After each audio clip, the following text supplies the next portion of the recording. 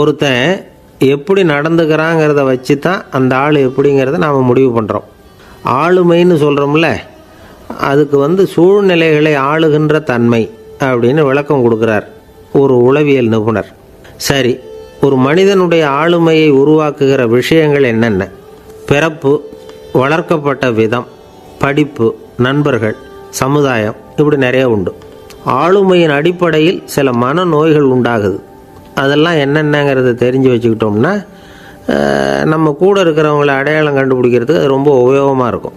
ஃப்ரெனாய்டு ஆளுமை அப்படின்னு ஒன்று. இந்த கோளாறு உள்ளவங்க எப்படி இருப்பாங்க தெரியுமா? அதிக உணர்ச்சி, சந்தேகம், பொறாமை இதெல்லாம் அதிகமாக இருக்கும். வளைஞ்சு கொடுக்க மாட்டாங்க. அடுத்தவங்களோட இணக்கமான உறவு இருக்காது. அவங்க செய்கிற தப்புக்கெல்லாம் அடுத்தவங்களை குறை சொல்லிகிட்டு இருப்பாங்க. இது ஒரு ரகம். அடுத்தது ஸ்கிசாய்டு ஆளுமை அப்படின்னு சொல்கிறாங்க. இந்த கோளாறு உள்ளவங்க அடுத்தவங்களோட பழக கூச்சப்படுவாங்க. சின்ன வயசுலேயே இது ஆரம்பமாயிடுது. பகல் கனவுலேயே சஞ்சரிப்பாங்க. அவங்களுடைய விரோதம், கோபம் இதை கூட வெளியில் காட்டிக்க முடியாமல் இருப்பாங்க. இவங்களுக்கு அகமுகம், பிரச்சனைகள்லேருந்து ஒதுங்கி எதுலேயும் ஈடுபாடு இல்லாதவங்களாக இருப்பாங்க. இப்படி ஒரு ரகம். அடுத்தது சைக்ளோதமிக் ஆளுமை அப்படின்னு சொல்கிறாங்க. அது என்னென்னா, உணர்ச்சிகளில் ஏற்றத்தாழ்வு அதிகமாக இருக்குமா. சில சமயம் பார்த்தா மகிழ்ச்சியாக இருப்பாங்க, சில சமயம் சோகமாக உட்காந்துருப்பாங்க. அவங்க மனநிலைக்கு தகுந்த மாதிரி சமூக நிகழ்ச்சிகளில் பங்கெடுத்துக்குவாங்க. இன்னொரு வகை என்னென்னா எண்ணப்பீடிகை ஆளுமை அப்படின்னு பேர் வச்சுருக்கிறாங்க. அதுக்கு இவங்களுக்கெல்லாம் கரெக்டாக இருக்கணும். எல்லாம் சட்டத்திட்டம் எதுலேயும் ஒரு ஒழுங்குமுறை, இப்படி எதிர்பார்க்குற மனோபாவம்.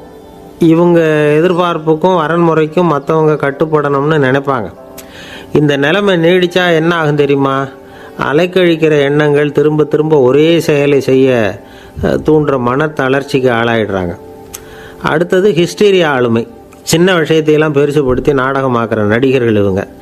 உணர்ச்சி அதிகம் உள்ளவங்க. இவங்க மன எழுச்சியில் பக்குவமின்மை, குழந்தைத்தனம், முதிர்ச்சியின்மை எல்லாம் இருக்கும். தன்னலம் மிக்க குணம். பிறர் தன்னை மட்டுமே கவனிக்கணும்னு நினச்சி செயல்படுறது, இதெல்லாம் இவங்க அடையாளம். அடுத்த ரகம் எப்படின்னா வளர்ச்சியற்ற ஆளுமைன்னு சொல்கிறாங்க. அடுத்தவங்களோட இணங்கி போக முடியாதவங்க. அறிவு, மன எழுச்சி, சமூக உறவு இதில் எல்லாம் போதுமான வளர்ச்சியையும் நிறைவையும் பெற முடியாதவங்க. இவங்களால் வாழ்க்கையில் முன்னேற முடியாது. பிச்சைக்காரங்க, குற்றவாளிகள், இவங்ககிட்டெல்லாம் இது மாதிரியான ஆளுமை அதிகமாக இருக்குமா. அடுத்தது என்னென்னா சோர்வுடைய ஆளுமை. எதுலேயும் உற்சாகம் இல்லாமல் சோர்ந்து போயிருப்பாங்க. அதுக்கெல்லாம் நமக்கு வலிமை இல்லைப்பா அப்படின்னு சொல்லிகிட்டு இருப்பாங்க. சின்ன விஷயங்களுக்கெல்லாம் அதிர்ச்சி அடையிறது. வாழ்வின் சுவையை அனுபவிக்க முடியாதவங்க. இன்னொரு ரகம் இது கொதித்தெழும் ஆளுமைங்கிறாங்க. எதுக்கு எடுத்தாலும் ஆத்திரம், குரோதம், வன் செயல் இதிலெல்லாம் ஈடுபாடு, இப்படி உள்ளவங்க. நத்தை வகை ஆளுமை அப்படின்னு ஒன்று. அடுத்தவங்க மேலே விரோதம் இருக்கும், அடிக்கணுங்கிற எண்ணம் இருக்கும். ஆனால் அதை அப்படியே வெளியில் காட்டாமல் அதே சமயம் அமைதியான முறையில் வெறுப்பை வெளிக்காட்டுற ரகம். இவங்கெல்லாம் பேசாமல் கம்முன்னு இருந்துக்கிட்டே நினச்சதை நிறைவேற்றிக்கிடுவாங்க. முன்ஜாக்கிரதை ஆளுமை அப்படின்னு ஒரு ரகமாக. பாதுகாப்பின்மை, சந்தேகம், முழுமையின்மை, அறவேக்காட்டுத்தனம் இந்த மனப்போக்கு அதிகமாக இருக்கிறதுனால அகம்பாவம், புடிவாதம், எச்சரிக்கை எல்லாம் அளவுக்கு மீறி இருக்கும். இதுவரைக்கும் நாம் பேசிக்கிட்டு இருந்த ஆளுமை பண்புகள் அளவுக்கு அதிகமாக போயிட்டுதுன்னா ஆளுமை கோளாறுகள் ஏற்படும். அதன் அடிப்படையில் மனவியாதிகள் வருமா. அதனால் இணக்கமான, எல்லாரும் விரும்புகிற இயல்பான ஆளுமையை பெறுவதற்கு நாம் முயற்சி செய்யணும் அப்படிங்கிறது மனோதத்துவ நிபுணர்களுடைய ஆலோசனை. ஒருத்தர் ஒரு மனோதத்துவ டாக்டரை தேடிட்டு வந்தாராம். டாக்டர், எனக்கு மனசில் ஏதோ வியாதி, ஆளுமை கோளாறு, அதாவது எனக்கு சீக்கிரமாக செத்து போனால் தேவையில்லைன்னு தோணுது அப்படின்னாராம். உடனே அந்த டாக்டர், சரி அப்படின்னா இங்கே இருங்க, நான் வைத்தியம் பார்க்குறேன் அப்படின்னாராம். ஆஃபீஸு முடிஞ்சு வீட்டுக்கு போகிற சமயத்தில் ஒருத்தர் கடைக்கு போய் ஸ்வீட் வாங்கினார். சரி, வீட்டுக்கு பிள்ளைங்களுக்கு தான் வாங்கிட்டு போகிறார் அப்படின்னு மற்றவங்க நினச்சாங்க. அவர் அப்படி செய்யலை. அந்த இடத்துலையே பொட்டலத்தை பிரித்தார். திருட மாதிரி அப்படியே சுற்றி ஒரு தரம் பார்த்துக்கிட்டார். யாரும் தெரிஞ்சவங்க இல்லைங்கிறத முடிவு பண்ணிவிட்டு அவசரமாக அதை அப்படியே போட்டு முழுகிவிட்டு கையை தொடச்சிக்கிட்டு நல்ல பிள்ளை மாதிரி நடந்து போக ஆரம்பிச்சிட்டார். அவர் யாருன்னா, அவரோட பிரச்சனை எல்லாருக்கும் தெரியாது, சில பேருக்கு தான் தெரியும். அதாவது அவர் உடம்பில் சர்க்கரை இருக்குதுன்னு டாக்டர் சொல்லிவிட்டாராம். அதனால் வீட்டில் சர்க்கரையே இவர் கண்ணில் காட்டுறதில்ல. அதனால் இவர் யார் கண்ணிலையும் படாமல் இப்படிப்பட்ட வேலைகள்லாம் செய்கிறது வழக்கம். யாருக்கும் தெரியாமல் இப்படி ஸ்வீட்டை வாங்கி சாப்பிட்டுட்டு அவர் பாட்டுக்கு போயிடுறது. இப்படிப்பட்டவங்களுக்கெல்லாம் கொஞ்சம் ஆறுதலான தகவல் இன்றைக்கி. அது என்னென்னா, நாம் சாப்பிட்ற சர்க்கரைக்கும் நம்ம உடம்புல உள்ள சில கோளாறுகளுக்கும் அப்படி என்ன தான் சம்மந்தம் இருக்குது? இதை பற்றி சமீபத்தில் சில ஆராய்ச்சிகள்லாம் நடந்திருக்குது. ஏன்னா சர்க்கரைன்னாவே விஷம் மாதிரி அதை பார்க்குறவங்களும் சில பேர் உண்டு. சின்ன பிள்ளைங்களுக்கு வயத்தில் பூச்சி உண்டாகிறதுலேருந்து பெரியவங்களுக்கு நீரிழிவு வர்ற வரைக்கும் எல்லாத்துக்கும் சர்க்கரை தான் காரணம்னு சொல்லிகிட்டு இருக்கிறோம். ஆனால் அந்த அளவுக்கு பயப்பட வேண்டிய அவசியம் இல்லை அப்படின்னு சொல்கிறாங்க. சர்க்கரை வியாதி, இருதய நோய், பித்த நீர்ப்பை நோய், இதெல்லாம் சில நோய்கள்லாம் நாம் சாப்பிட்ற சர்க்கரைக்கும் தொடர்பு இருக்குன்னு நினைக்கிறோம். ஆனால் அப்படி சம்பந்தம் உண்டுங்கிறதுக்கு போதுமான அளவுக்கு ஆதாரம் இல்லை அப்படிங்கிறாங்க ஆராய்ச்சியாளர்கள். ஒரே ஒரு சம்பந்தம் தான் உறுதியாக இருக்குதான். அதுவும் இந்த பல் சிதைவு அப்படின்னு இருக்கு இல்லையா, அந்த சர்க்கரை சாப்பிட்றதுக்கும் இந்த பல் சிதைவுக்கும் சம்பந்தம் இருக்குது அப்படிங்கிறத மட்டும் உறுதியாக சொல்கிறாங்க. சர்க்கரைன்னா நாம் சாப்பிட்ற ஜீனி மட்டும் இல்லை, பழம், காய்கறி, பால், தேன், இப்படி எல்லாத்துலேயும் அது இருக்குது. கேரட்டு கொடுக்குற சத்தில் 88% சர்க்கரை, ஆப்பிள் கொடுக்குற சக்தியில் 95% சர்க்கரை. இது ஜீனி சர்க்கரை, இது ஆப்பிள் சர்க்கரை அப்படிங்கிற வித்தியாசம்லாம் உடம்புக்கு கிடையாது. ரெண்டுமே உடனடியாக சக்தி கொடுக்குது. ஒரு ஸ்பூன் சர்க்கரையில் 16 கலோரி தான் சத்து இருக்குது. அதிகமாக சர்க்கரை சாப்பிட்டா நீரிழிவு வந்துருங்கிறது தப்பான ஒரு அபிப்பிராயம். டயபெட்டிஸுங்கிறது ஒரு மெட்டபாலிக் டிஸார்டர், அவ்வளவுதான். அதாவது நாம் சாப்பிட்ற சர்க்கரையை நம்ம உடம்பு திறமையாக உபயோகப்படுத்திக்க முடியல அப்படின்னு அர்த்தம். அதனால தான் அதிகமாக இனிப்பு வேணாம்னு சொல்கிறோம். ஏற்கனவே உடம்பால் முடியாத ஒன்றை மறுபடியும் அது தலையில் சுமத்தி அதிகமாக வேலை வாங்க வேணாமே அப்படிங்கிறதுக்காக தான். ஆகாரத்தில் அதிகமாக சர்க்கரை இருந்தால் அதனால் உடனே சர்க்கரை வியாதி வந்துடும்ங்கிறதுக்கு விஞ்ஞான ரீதியாக போதுமான ஆதாரம் இல்லை. அதனால் எப்போவாவது அதிகமாக ஸ்வீட்டு சாப்பிட்டுட்டா ஐயோ அதிகமாக சாப்பிட்டோமோ, என்ன பண்ண போகுது தெரியலையே அப்படின்னு நினச்சி மனசை போட்டு குழப்பிக்க வேண்டியதில்லை. பொதுவாக எதுவுமே அதிகமாக வேண்டாம், எல்லாம் சீராக இருந்தால் போதும். நீரிழிவுங்கிறது புதுசாக வந்துட்ட ஒரு நோய் இல்லை, ரொம்ப காலமாகவே இருக்கிற ஒன்று தான். நம்ம முன்னோர்கள் இதை மதுமேகம் அப்படின்னு சொல்லுவாங்க. அதை கட்டுப்படுத்துறதுக்கு அவங்களே சில வழிமுறையை சொல்லி வச்சுருக்கிறாங்க. அது என்னென்னா வேறு ஒன்றும் இல்லை, இந்த பாவக்காய், முள்ளங்கி, அருகம்புல், அவ்வளவுதான். வெள்ளை முள்ளங்கி இருக்குல்ல, அதை வாரத்துக்கு 3 நாள் சாப்பிட்டுக்கிட்டு வாங்க. நூலுக்கோல் ரொம்ப நல்லது. இல்லைன்னா முள்ளங்கி சாறு 1 ounce சாப்பிட்டுட்டு வரலாம். ரத்தத்தில் சேர்கிற சர்க்கரை அளவு இதெல்லாம் கட்டுப்படுத்துது. சிறுநீரில் காணப்படுகிற சர்க்கரை அளவையும் சமநிலைப்படுத்துது. தினமும் ஆகாரத்தில் கோதுமை, கேழ்வரகு, வெந்தயம், கருவேப்பிலை, சோயாபீன்ஸ் எது கிடைக்குதோ சேர்த்துக்கலாம். இப்படிலாம் செஞ்சுக்கிட்டு வந்தால் அப்புறம் வீட்டுக்கு தெரியாமல் கடையில் போய் நின்றுக்கிட்டு ஸ்வீட் வாங்கி திருட்டுத்தனமாக சாப்பிட வேண்டிய அவசியமே உங்களுக்கு வராது. 2 ஆசாமிகள் கடற்கரையில் உட்காந்து சாவகாசமாக பேசிக்கிட்டு இருந்தாங்களாம்.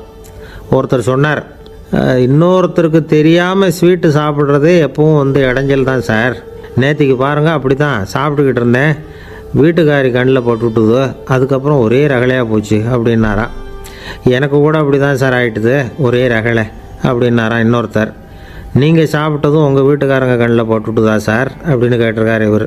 அதுக்கு அவர் சொன்னாராம், அப்படி இல்லை சார், கடைக்காரர் கண்ணில் போட்டுவிட்டுதோ, நான் அவருக்கு தெரியாமல் அந்த ஸ்வீட்டை அவர் கடையிலேருந்து எடுத்திருந்தேன் அப்படின்னு விளக்கம் கொடுத்தாராம் இந்த ஆள். ஒருத்தர் முகத்தை தொங்க போட்டுக்கிட்டு ஒரு மாதிரியாக வந்தார். என்ன விஷயம்னு விசாரித்தேன். என்னுடைய நண்பன் ஒருத்தங்கிட்ட கருத்து வேறுபாடு, இனிமேல் நமக்குள்ளே எந்த சம்மந்தமும் வேணாம்னு நட்பை முறிச்சிட்டு வந்துட்டேன்னா. நண்பர்கள்னு இருந்தால் கருத்து வேறுபாடு வரத்தான் செய்யும்னு. கருத்து வேறுபாடு வராமல் இருக்கிறதுக்கு ஏதாவது வழி உண்டா அப்படின்னு கேட்டாங்க.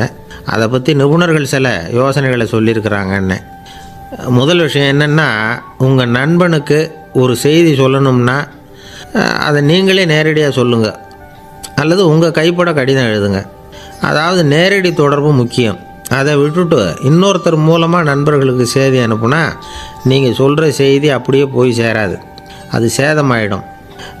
கூட்டி குறைச்சி சொல்லிவிடுவாங்க, அது குழப்பத்தில் கொண்டாந்து விட்டுரும். இது ஒரு யோசனை. 2வது யோசனை என்னென்னா, நீங்கள் ஒரு நல்ல காரியத்தை செய்யும் பொழுது உங்கள் நண்பரையும் சேர்த்துக்குங்க, அவருக்கும் அதில் ஒரு ஈடுபாட்டை உருவாக்குங்க. 3வது யோசனை, நம்ம பக்கத்தில் இருக்கிற நண்பர் மகிழ்ச்சி அடைகிற மாதிரி ஏதாவது செய்யணும். சின்ன சின்ன செயல்களாக இருந்தாலும் பரவாயில்ல, அவர் நமக்கு எதுவும் செய்யலையே, நாம் எதுக்கு செய்யணும் அப்படின்னு நினச்சிக்கிட்டு இருக்கக்கூடாது. 4வது யோசனை என்னென்னா, உங்களுக்கு ஒரு பிரச்சனையா அல்லது உங்கள் நண்பருக்கு ஒரு பிரச்சனையா, எதுவாக இருந்தாலும் 2 பேரும் சேர்ந்து உட்காந்து ஆலோசனை பண்ணுங்கள். நம்ம யோசனையும் கேட்கப்படுதே அப்படிங்கிற நினைப்பே அவருக்கு ஒரு மன நிறைவை உண்டாக்குமா. 5வது யோசனை, உங்கள் நண்பர் ஏதோ ஒரு காரியத்தை செய்கிறார், நீங்கள் உடனே அவசரப்பட்டு நீ செய்கிறது தப்புன்னு தீர்ப்பு சொல்லக்கூடாது. அவர் அதை செய்யறதுக்கான நியாயங்கள் எவ்வளவோ இருக்கும், அதை புரிஞ்சுக்கிறதுக்கு முயற்சி பண்ணணும். 6வது யோசனை, உங்கள் நண்பர் என்ன சொன்னாலும் அதை பொறுமையாக கேளுங்க. அவர் சொல்கிறத புரிஞ்சுக்கணும், அவர் சொல்ல விரும்புகிறத புரிஞ்சுக்கணும், அவர் சொல்ல முடியாமல் தவிக்கிறதையும் புரிஞ்சுக்கணும். இப்படி 3 விதமாகவும் அவரை புரிஞ்சுக்கிட்டு அதுக்கு தகுந்த மாதிரி செயல்படணும். 7வது யோசனை என்னென்னா, உங்கள் நண்பர் உங்ககிட்ட வந்து ஏதோ ஒரு கருத்தை சொல்கிறார், அது உங்களுக்கு பிடிக்கல, அதுக்காக உடனே நீ சொல்கிறது சரியில்லை, நான் ஒத்துக்க மாட்டேன் அப்படின்லாம் மறுத்துக்கிட்டு இருக்கக்கூடாது. அவர் சொல்கிறத கேட்கணும், பொறுமையாக சிந்திக்கணும், அதுக்கப்புறம் பதில் சொல்லணும். இப்படிலாம் நடந்துக்கிட்டால் நண்பர்களுக்குள்ள கருத்து வேறுபாடு வர்றதுக்கு வாய்ப்பே இருக்காது அப்படின்னு வல்லுநர்கள் தொகுத்து சொல்லியிருக்கிறாங்க இந்த யோசனைகளை. எனக்கு தெரிஞ்ச சில நண்பர்கள் உண்டு, அவங்களுக்குள்ளேயும் கருத்து வேறுபாடுகள் வராமல் இருக்கிறதுக்கு சில நுட்பங்களை கையாளுறது உண்டு. ஒருத்தர் சொன்னார், அந்த டாக்டர் சின்ன வயசுலேருந்து என் கூட பழகினவர், நாங்கள் 2 பேரும் இணை பிரியாத நண்பர்கள். இருந்தாலும் எனக்கு உடம்பு சரியில்லைன்னா நான் அவர்கிட்ட வைத்தியம் பார்த்துக்க மாட்டேன் அப்படின்னார் ஒருத்தர். ஏன் அப்படின்னு கேட்டேன். எங்கள் நட்பு கெட்டுப்போடக்கூடாது இல்லையா, அதனால தான் அப்படின்னார் இவர். ஒரு மனுஷனுக்கு 3 விதத்தில் கர்வம் உண்டாகிறதுக்கு வாய்ப்பு உண்டு. பணம், பதவி, புகழ். பணம் அதிகமாக வந்தால் கர்வம் வரலாம், பதவி பெருசாக வந்துட்டுதுன்னா கர்வம் வரலாம், புகழ் அதிகமாக போனாலும் கர்வம் வரலாம். இந்த 3 வகையான கர்வத்துக்கும் இடம் கொடுக்காமல் இருக்கிறாங்க பாருங்கள், அவங்க தான் சிறந்த மனிதர்கள். ஒரு பெரிய பொறுப்பில் இருக்கிறவங்களுக்கு கர்வம் வந்துடக்கூடாது. அப்படி வந்துட்டுதுன்னா அது எல்லாருக்கும் இடைஞ்சல். ஒரு ராஜா இருந்தார். அவர் ஒரு நாள் தன்னுடைய தலைநகரத்தை சுற்றி வந்துக்கிட்டு இருந்தார். ஒரு இடத்துல ஒரு அழகான நிலத்தை பார்த்தார். ஆஹா, இந்த இடத்துல நமக்குன்னு ஒரு மாளிகையை கட்டினா எவ்வளோ நல்லாயிருக்கும் அப்படின்னு நினச்சார். ராஜா நினச்சா அது முடியாத காரியமா? சரி, இந்த நிலம் யாருக்கு சொந்தம்னு விசாரிங்க அப்படின்னார் பக்கத்தில் இருந்தவங்கக்கிட்ட. அவங்கெல்லாம் ஓடி போய் விசாரித்தாங்க. அந்த இடம் வந்து ஒரு வயசான கிழவிக்கு சொந்தம், வயசான அம்மாவுக்கு சொந்தமாக. அந்த அம்மா தான் அதில் ஒரு குடிசையை போட்டு குடியிருந்துகிட்டு இருக்கிறாங்க. சரி, அந்த நிலத்துக்கு வந்து ஒரு விலையை நிர்ணயம் பண்ணி அதை அந்த வயசான அம்மாக்கிட்ட கொடுத்துருங்கோ அப்படின்னு உத்தரவு போட்டார் ராஜா.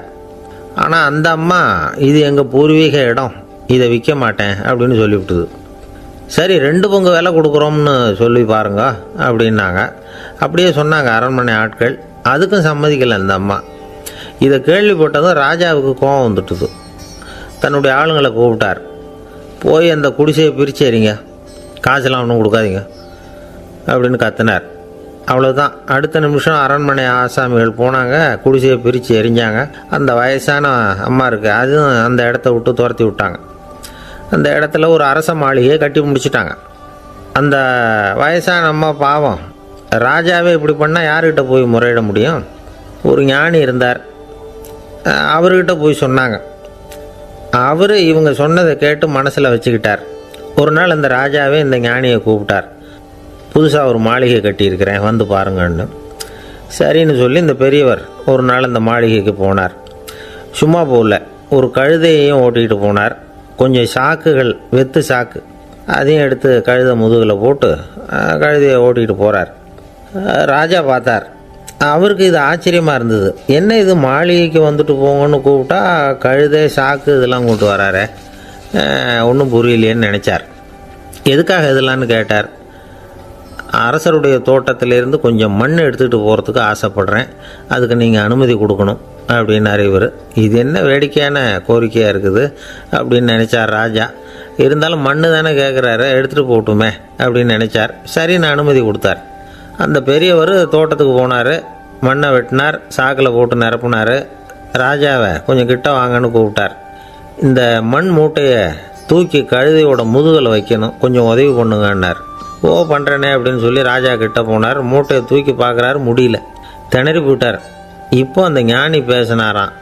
அரசே, இந்த ஒரு சாக்கு மண்ணையே உங்களால் தூக்க முடியல, அந்த கிழவிகிட்ட இருந்து அந்த அக்கிரமமாக அபகரித்த இந்த தோட்டம் பூராவையும் சுமக்கணும்னு ஆசைப்படுறீங்களே, அது உங்களால் முடியுமா அப்படின்னு கேட்டாராம். ராஜா யோசனை பண்ண ஆரம்பித்தார். தன்னுடைய செயலுக்காக வருத்தப்பட்டாராம். அந்த வயசான அம்மாவை உடனடியாக வரவழைச்சார். தாயே, தப்பு பண்ணிட்டேன், என்னை மன்னிச்சுக்குங்க, இன்னையிலேருந்து இந்த மாளிகையும் தோட்டமும் உங்களுக்கு தான் சொந்தம் அப்படின்னு சொல்லிவிட்டாராம். போகிறப்ப இந்த உலகத்திலேருந்து எண்ணத்தை எடுத்துகிட்டு போக போகிறோம், அதனால் ரொம்பவும் அலட்டிக்க வேண்டியதில்லை, கர்வப்பட வேண்டியதில்லை, அப்படிங்கிறது ஒரு பெரிய உபதேசம்.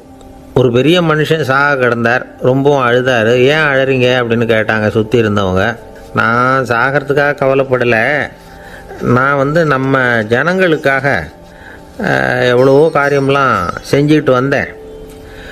நான் செஞ்சுக்கிட்டு வந்த சேவையை இனிமேல் யார் செய்ய போகிறாங்க, அது யாரால் முடியும், அதை நினச்சி தான் அழறேன் அப்படின்னாராம். ஒருத்தர் முன்னாடி வந்தார்.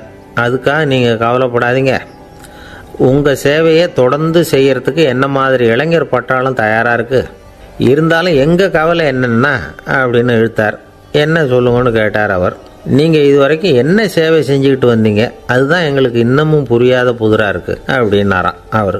இந்த காலத்து புள்ள ஒருத்தன் தன்னோட அப்பாவை பார்த்து சொன்னான், அப்பா நான் உனக்கு உதவி செய்யலாம்னு நினைக்கிறேன், என்ன உதவி செய்யணும்னு சொல்லு அப்படின்னா. நீ சும்மா இருந்தால் அதுவே எனக்கு செய்கிற பெரிய உதவிடா அப்படின்னார் அப்பா. சும்மா இருக்கிறதும் ஒரு உதவி தான், அது மாதிரி மௌனமும் ஒரு சமூக சேவை தான் அப்படிங்கிறார் காஞ்சி பெரியவர். நமக்கு 5 புலன்கள் இருக்குது, மெய் வாய் கண் மூக்கு செவி. இந்த 5லேயும் அதிகப்படியான வேலை எதுக்குன்னு நினைக்கிறீங்க? வாய்க்கு தான். ஏன்னா அதுக்கு 2 வேலை. இப்போ கண்ணுக்கு பார்க்குறது மட்டும்தான் வேலை, காதுக்கு கேட்குறது மட்டும்தான் வேலை, மூக்குக்கு வாசனை அறியறது தான் வேலை, உடம்புக்கு உணர்றது மட்டும்தான் வேலை. ஆனால் வாய் அப்படி இல்லை, அதுக்கு 2 வேலை. சாப்பிட்றதும் அதுதான், பேசுகிறதும் அதுதான். அதாவது வாய் ஒன்று தான் கர்மேந்திரியமாகவும் இருக்குது, ஞானேந்திரியமாகவும் இருக்குது அப்படின்னு சொல்லுவாங்க. சாப்பாட்டில் உட்காந்தா எந்தெந்த ஆகாரம் என்னென்ன ருசின்னு அறிவிக்கிற வேலையும் செய்யுது. சபையில் உட்காந்தா பாடுறது, பேசுறது, சிரிக்கிறது, இது மாதிரியான வேலையும் செய்யுது. இன்னொரு வித்தியாசம், கண்ணு காது மூக்கெல்லாம் ஸ்ட்ரெயின் பண்ணிக்கிட்டு வேலை செய்கிறதில்ல. ஒரு ரோஜா பூ பார்த்தா உடனே மூக்கு அப்படியும் இப்படியும் அசைய ஆரம்பிக்கிறதில்ல. ஒரு சங்கீதத்தை கேட்ட உடனே காது ஆட ஆரம்பிக்காது. ஆனால் வாய் அப்படி இல்லை, அது பேசினாலும் சரி சாப்பிட்டாலும் சரி அசைஞ்சு தான் ஆகணும். ஆக மற்றதை விட வாய்க்கு வேலை ஜாஸ்தின்னு தெரியுது. சாப்பிட்றது பேசுறது அப்படின்னு 2 காரியம் அதுக்கு. இப்படி 2 காரியம் இருக்கிறதுனால அது 2ஐயும் பாதியாக குறைச்சிக்கணுங்கிறது கடவுள் அபிப்பிராயமாக இருக்கணும் அப்படிங்கிறார் காஞ்சி பெரியவர். ஆனால் இப்போ நாம் அப்படியே நடந்துக்கிறோம், அதுக்கு நேர்மாறாக நடந்துக்கிறோம். நாம் சாப்பிட்றதும் அதிகம், பேசுகிறதும் அதிகம், 2 வேலையையும் தேவைக்கு அதிகமாகவே செய்கிறோம். வாய் தான் ரொம்ப ஓவர் ஒர்க்குடு. அதுக்கு ஓய்வு கொடுத்தா உடம்பும் நல்லாயிருக்கும், உலகமும் நல்லாயிருக்கும். மௌன விரதம் இருக்கிறதெல்லாம் எதுக்காக நினைக்கிறீங்க? இதுக்காக தான். இந்த காலத்தில் மௌனமாக இருக்கிறவங்கெல்லாம் மகத்தான தொண்டு செய்கிறாங்க அப்படின்னு தான் சொல்லணும். சத்தம் அதிகமாக போய் தான் சவுண்டு பொல்யூஷன் வருது. அது மட்டும் இல்லை, மௌனமாக இருந்தால் சண்டை சச்சரவே வராது. மௌனம் கலக நாஸ்தி. ஆக இதுவும் ஒரு சமூக சேவை தான். நமக்கு தான் வாய் இருக்குதுங்கிறதுக்காக வசமாக சாப்பிட்றதும் தப்பு, வளவளன்னு பேசுகிறதும் தப்பு.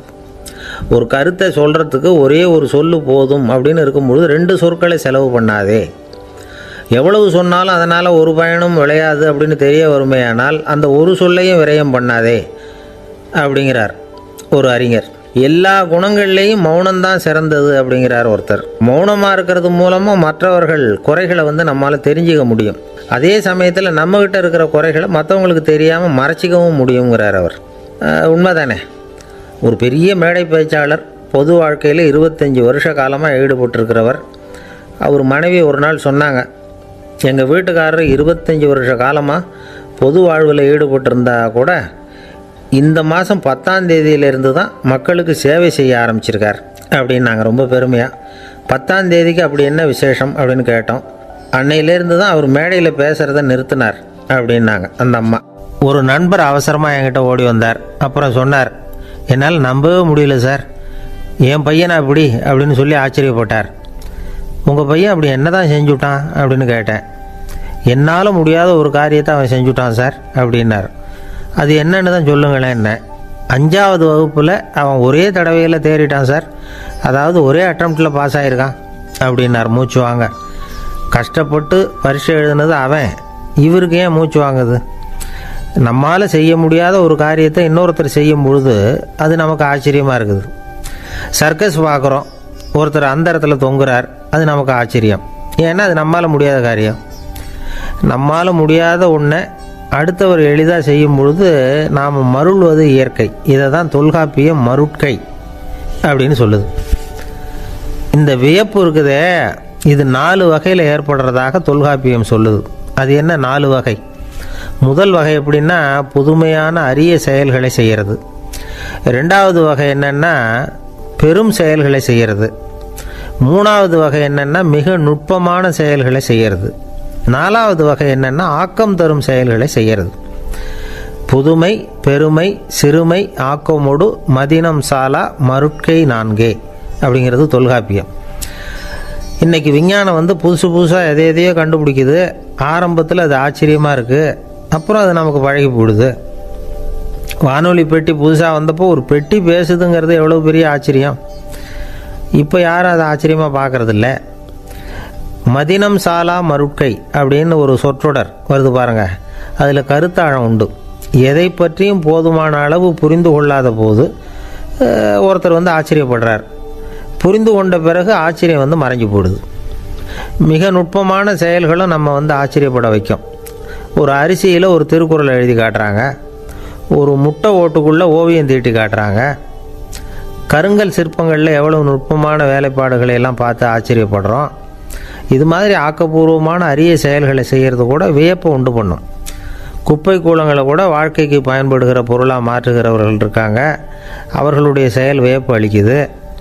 இடைக்காட்டு சித்தர் பாடின மூவடி 30ங்கிற நூலில் வர்ற ஒரு பாடல், ஆற்றல் பிறர் அறிதலின் அகம் கிளர்வு உறுதலின் கற்று அறி பாணர் கெழுமிய கோடலின் தோற்றம் உருகவே போற்றல் சால் வியப்பே. ஒருத்தருடைய ஆற்றல் தெரியாமல் இருந்தது, அவருடைய அரிய செயலை பார்க்கும் பொழுது வியப்பாக இருந்தது, மனசுக்குள்ள கிளர்ச்சி. பாவலர்கள் இவர்களுடைய புகழை பாடி மற்றவர்களும் தெரிந்து கொள்ளுமாறு செய்கிறார்கள். அப்படிங்கிறது தான் ஒரு யதார்த்தமான உண்மை.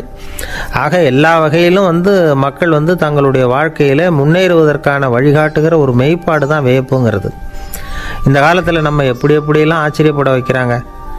ஒரு ஆளை பிடிச்சி ஜெயிலில் கொண்டு வந்தாங்க. ஜெயில் அதிகாரி அவனை ரொம்ப ஆச்சரியமாக பார்த்தாரான். இவன் கேட்டான், ஏன் சார் அப்படி பார்க்குறீங்க, நான் இப்போ இங்கே வர்றது உங்களுக்கு ஆச்சரியமாக இருக்குதா அப்படின்னு கேட்டிருக்கான். இதுக்கு ஜெயில் அதிகாரி சொல்லியிருக்கார், நீ இப்போ இங்கே வந்ததில் எனக்கு ஒன்றும் ஆச்சரியம் இல்லைப்பா, ஏற்கனவே நீ இங்கேருந்து விடுதலையாகி போய் 6 மாதம் ஆச்சு, இவ்வளவு லேட்டாக வர்றியே அதுதான் எனக்கு ஆச்சரியமாக இருக்குது அப்படின்னாராம். ஒருத்தர் ஒரு தவறு செஞ்சு விடுறாருன்னு வச்சுக்கோங்க, உடனே நீ செஞ்சது தவறு அப்படின்னு சொல்கிறது ஒரு வகை. அதுக்கு பதிலாக எது சரின்னு அவர் புரிந்து கொள்ள உதவி செய்கிறது இன்னொரு வகை. இந்த ரெண்டாவது வகை இருக்குது பாருங்கள், நிர்வாக இயலில் இது ரொம்ப முக்கியம். அலுவலகத்தில் வேலை பார்க்குற ஒருத்தர் முக்கியமாக தெரிஞ்சுக்க வேண்டியது என்ன தெரியுமா? சக ஊழியர்கள்கிட்ட எப்படி பழகணும், மேலதிகாரிகள்கிட்ட எப்படி பழகணும், தனக்கு கீழே வேலை செய்கிறவங்கக்கிட்ட எப்படி பழகணும், வாடிக்கையாளர்கள்கிட்ட எப்படி பழகணும், இவங்க எல்லார்கிட்டையும் செம்மையான உறவை ஏற்படுத்திக்கிறது எப்படி. இதையெல்லாம் சொல்லிக் கொடுக்குற பாடம் தான் இன்டர் பர்சனல் ஸ்கில், திறமையான உறவு அப்படிங்கிறது. எந்த வேலையில் இருந்தாலும் சரி, இந்த உறவுகளை வளர்க்கும் திறன் உள்ளவங்க சீக்கிரம் முன்னுக்கு வந்துடுறாங்க.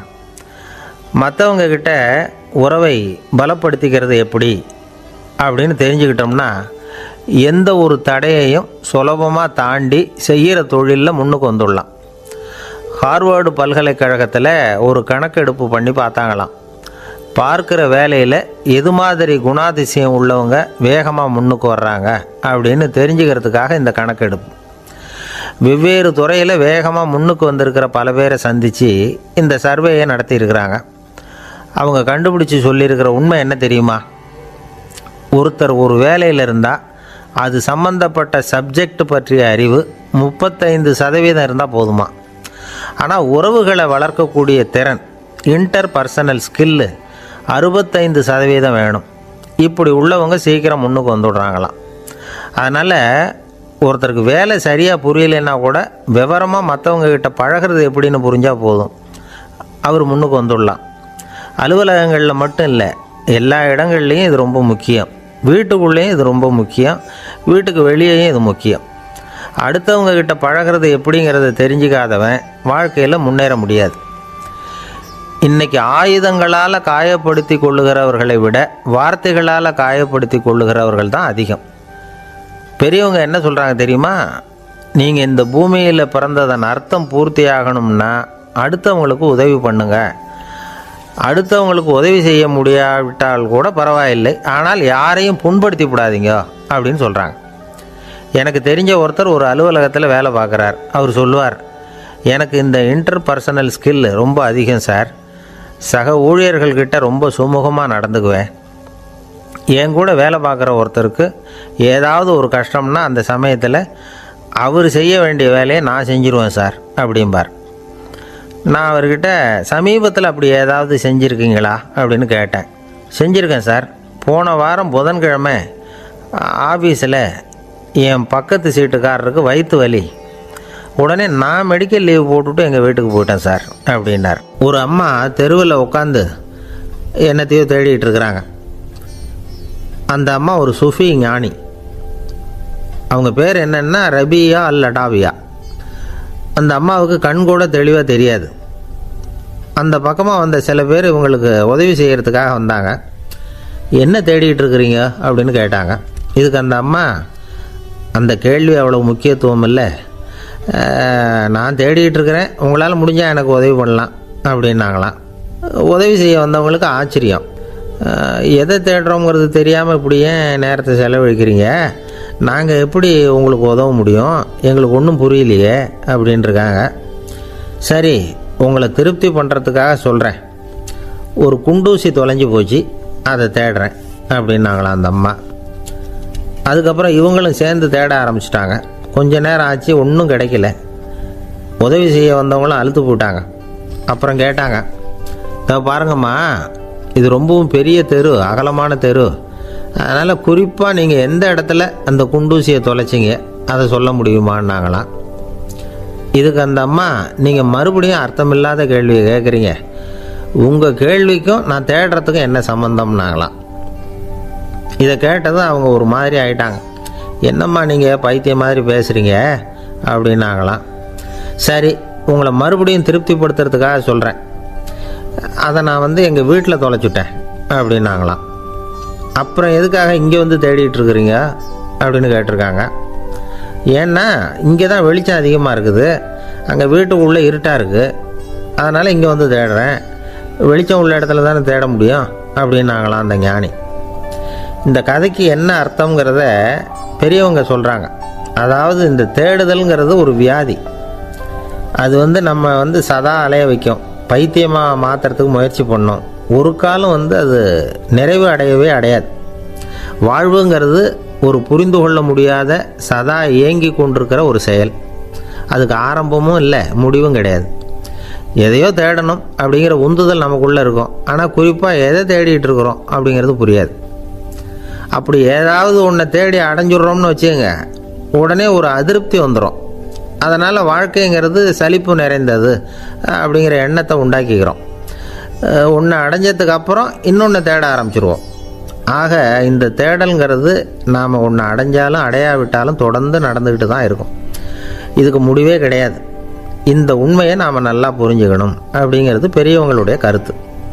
ஏழையும் தேடுறான், பணக்காரனும் தேடுறான், நோயாளியும் தேடுறான், நோய் இல்லாதவனும் தேடுறான், அதிகாரம் உள்ளவனும் தேடுறான், அதிகாரம் இல்லாதவனும் தேடுறான், முட்டாளும் தேடுறான், அறிவாளியும் தேடுறான். ஆனால் யாரும் இதை தான் தேடி சாதிக்க போகிறோம், இதுதான் முடிவு அப்படின்னு திட்டவட்டமாக சொன்னதில்லை. ஒன்று அடைஞ்சதும் இன்னொன்று தேட ஆரம்பிச்சிடுறாங்க, அவ்வளோதான்.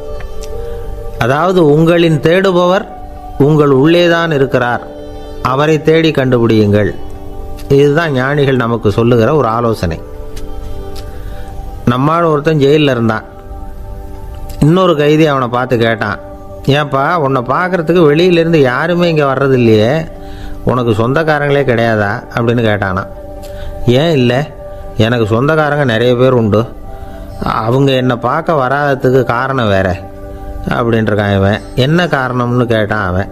அதுக்கு இவன் சொன்னானா, அதுக்கு என்ன காரணம்னா அவங்க எல்லாரும் இங்கே உள்ளேயே இருக்கிறாங்க அப்படின்னானா. ஒரு சீன தேசத்து அரசர் இருந்தார். அவருக்கு வயசாயிட்டுது.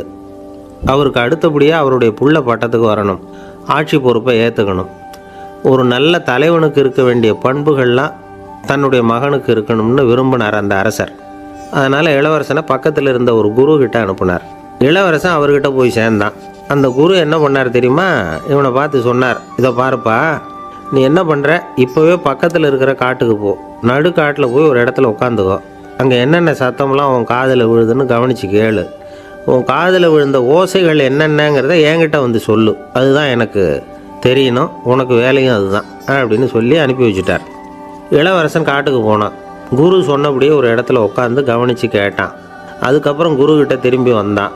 என்னென்ன சத்தம்லாம் கேட்ட அப்படின்னு கேட்டார் குரு. குருவே, காட்டில் நான் பறவைகள் சத்தம்லாம் கேட்டேன், மிருகங்களின் ஓசையையும் கேட்டேன், இதை தவிர இடி மின்னல் மழை இதுகளோட சத்தத்தையும் கேட்டேன் அப்படின்னா. குரு யோசனை பண்ணார், நீ இன்னமும் சரியாக கேட்கல, அதனால் மறுபடியும் காட்டுக்கு போ, கொஞ்ச நாள் தங்கியிருந்து கேட்டுட்டு வா அப்படின்னார். இளவரசனுக்கு ஒன்றும் புரியல. இருந்தாலும் குருவின் கட்டளையாச்சே, மறுக்க முடியுமா? உடனே அவன் மறுபடியும் காட்டுக்கு போனான். ஒரு இடத்துல உட்காந்தான். கொஞ்ச நேரம் உன்னிப்பாக கவனித்து கேட்டான். சில நாள் கழித்து குருக்கிட்ட திரும்பி வந்தான். குருவே, இந்த தடவை சில துல்லியமான சத்தங்களை எல்லாம் கேட்டான். தேனி பறக்கிற சத்தம், நீரோடையின் மெல்லிய ஓசை, இதெல்லாம் கேட்டேன்னா. குரு சிரித்தார். நீ மறுபடியும் காட்டுக்கு போ, இன்னும் சில நாள் அங்கே இரு, முழுமையாக கவனமாக கேட்டுக்கிட்டு வா அப்படின்னு சொல்லி அனுப்பி வச்சுட்டார். இளவரசனுக்கு குழப்பம் அதிகமாயிட்டுது. ஒன்றுமே புரியல. மறுபடியும் காட்டுக்கு போனான். மௌனமாக ஒரு இடத்துல உட்காந்துட்டான். அப்படியே தியானத்தில் ஆழ்ந்துட்டான். சில நாளில் அவனுக்கு இதுவரை கேட்காத ஓசைகள்லாம் கேட்க ஆரம்பிச்சிட்டுது. இதைத்தான் நான் கேட்கணும்னு என்னுடைய குரு எதிர்பார்த்துருக்கிறாருங்கிறத புரிஞ்சுக்கிட்டான். உடனே குருக்கிட்ட ஓடனான். குருவே, இந்த தடவை காதுகளுக்கு கேட்க முடியாத சில ஓசைகளை கூட என்னால் உணர முடிஞ்சுது. பூ மலருகிற ஓசை, சூரியனால் பூமி சூடாகிறப்போ எழுகிற ஓசை, காலை பனித்துளியை இந்த புல்லுலாம் குடிக்கிற ஓசை, இது எல்லாம் என்னால் நல்லா கேட்க முடிஞ்சுது அப்படின்னா. குருவுக்கு இப்போ தான் திருப்தி ஏற்பட்டு தான். இளவரசனை பார்த்து சொன்னார், இதை பாருப்பா, இப்போ தான் நாட்டை ஆளுகிற தகுதி உனக்கு வந்திருக்குது அப்படின்னு சொல்லி அதுக்கு விளக்கமும் கொடுத்தாராம். எந்த அரசன் தன்னுடைய மக்களின் இதயம் பேசுகிற மௌன மொழியை, மௌன வார்த்தைகளை கேட்குறானோ அவன்தான் ஆள தகுதி உள்ளவன். எந்த அரசன் தன்னுடைய மக்களின் உணர்ச்சிகளை உண்மையாக உணர்றானோ அவன்தான் முதன்மையான அரசன். போலி வார்த்தைகளை மட்டும் கேட்டுட்டு பல மௌன ராகங்களை காதில் வாங்கிக்காதவன் அரசனே இல்லை.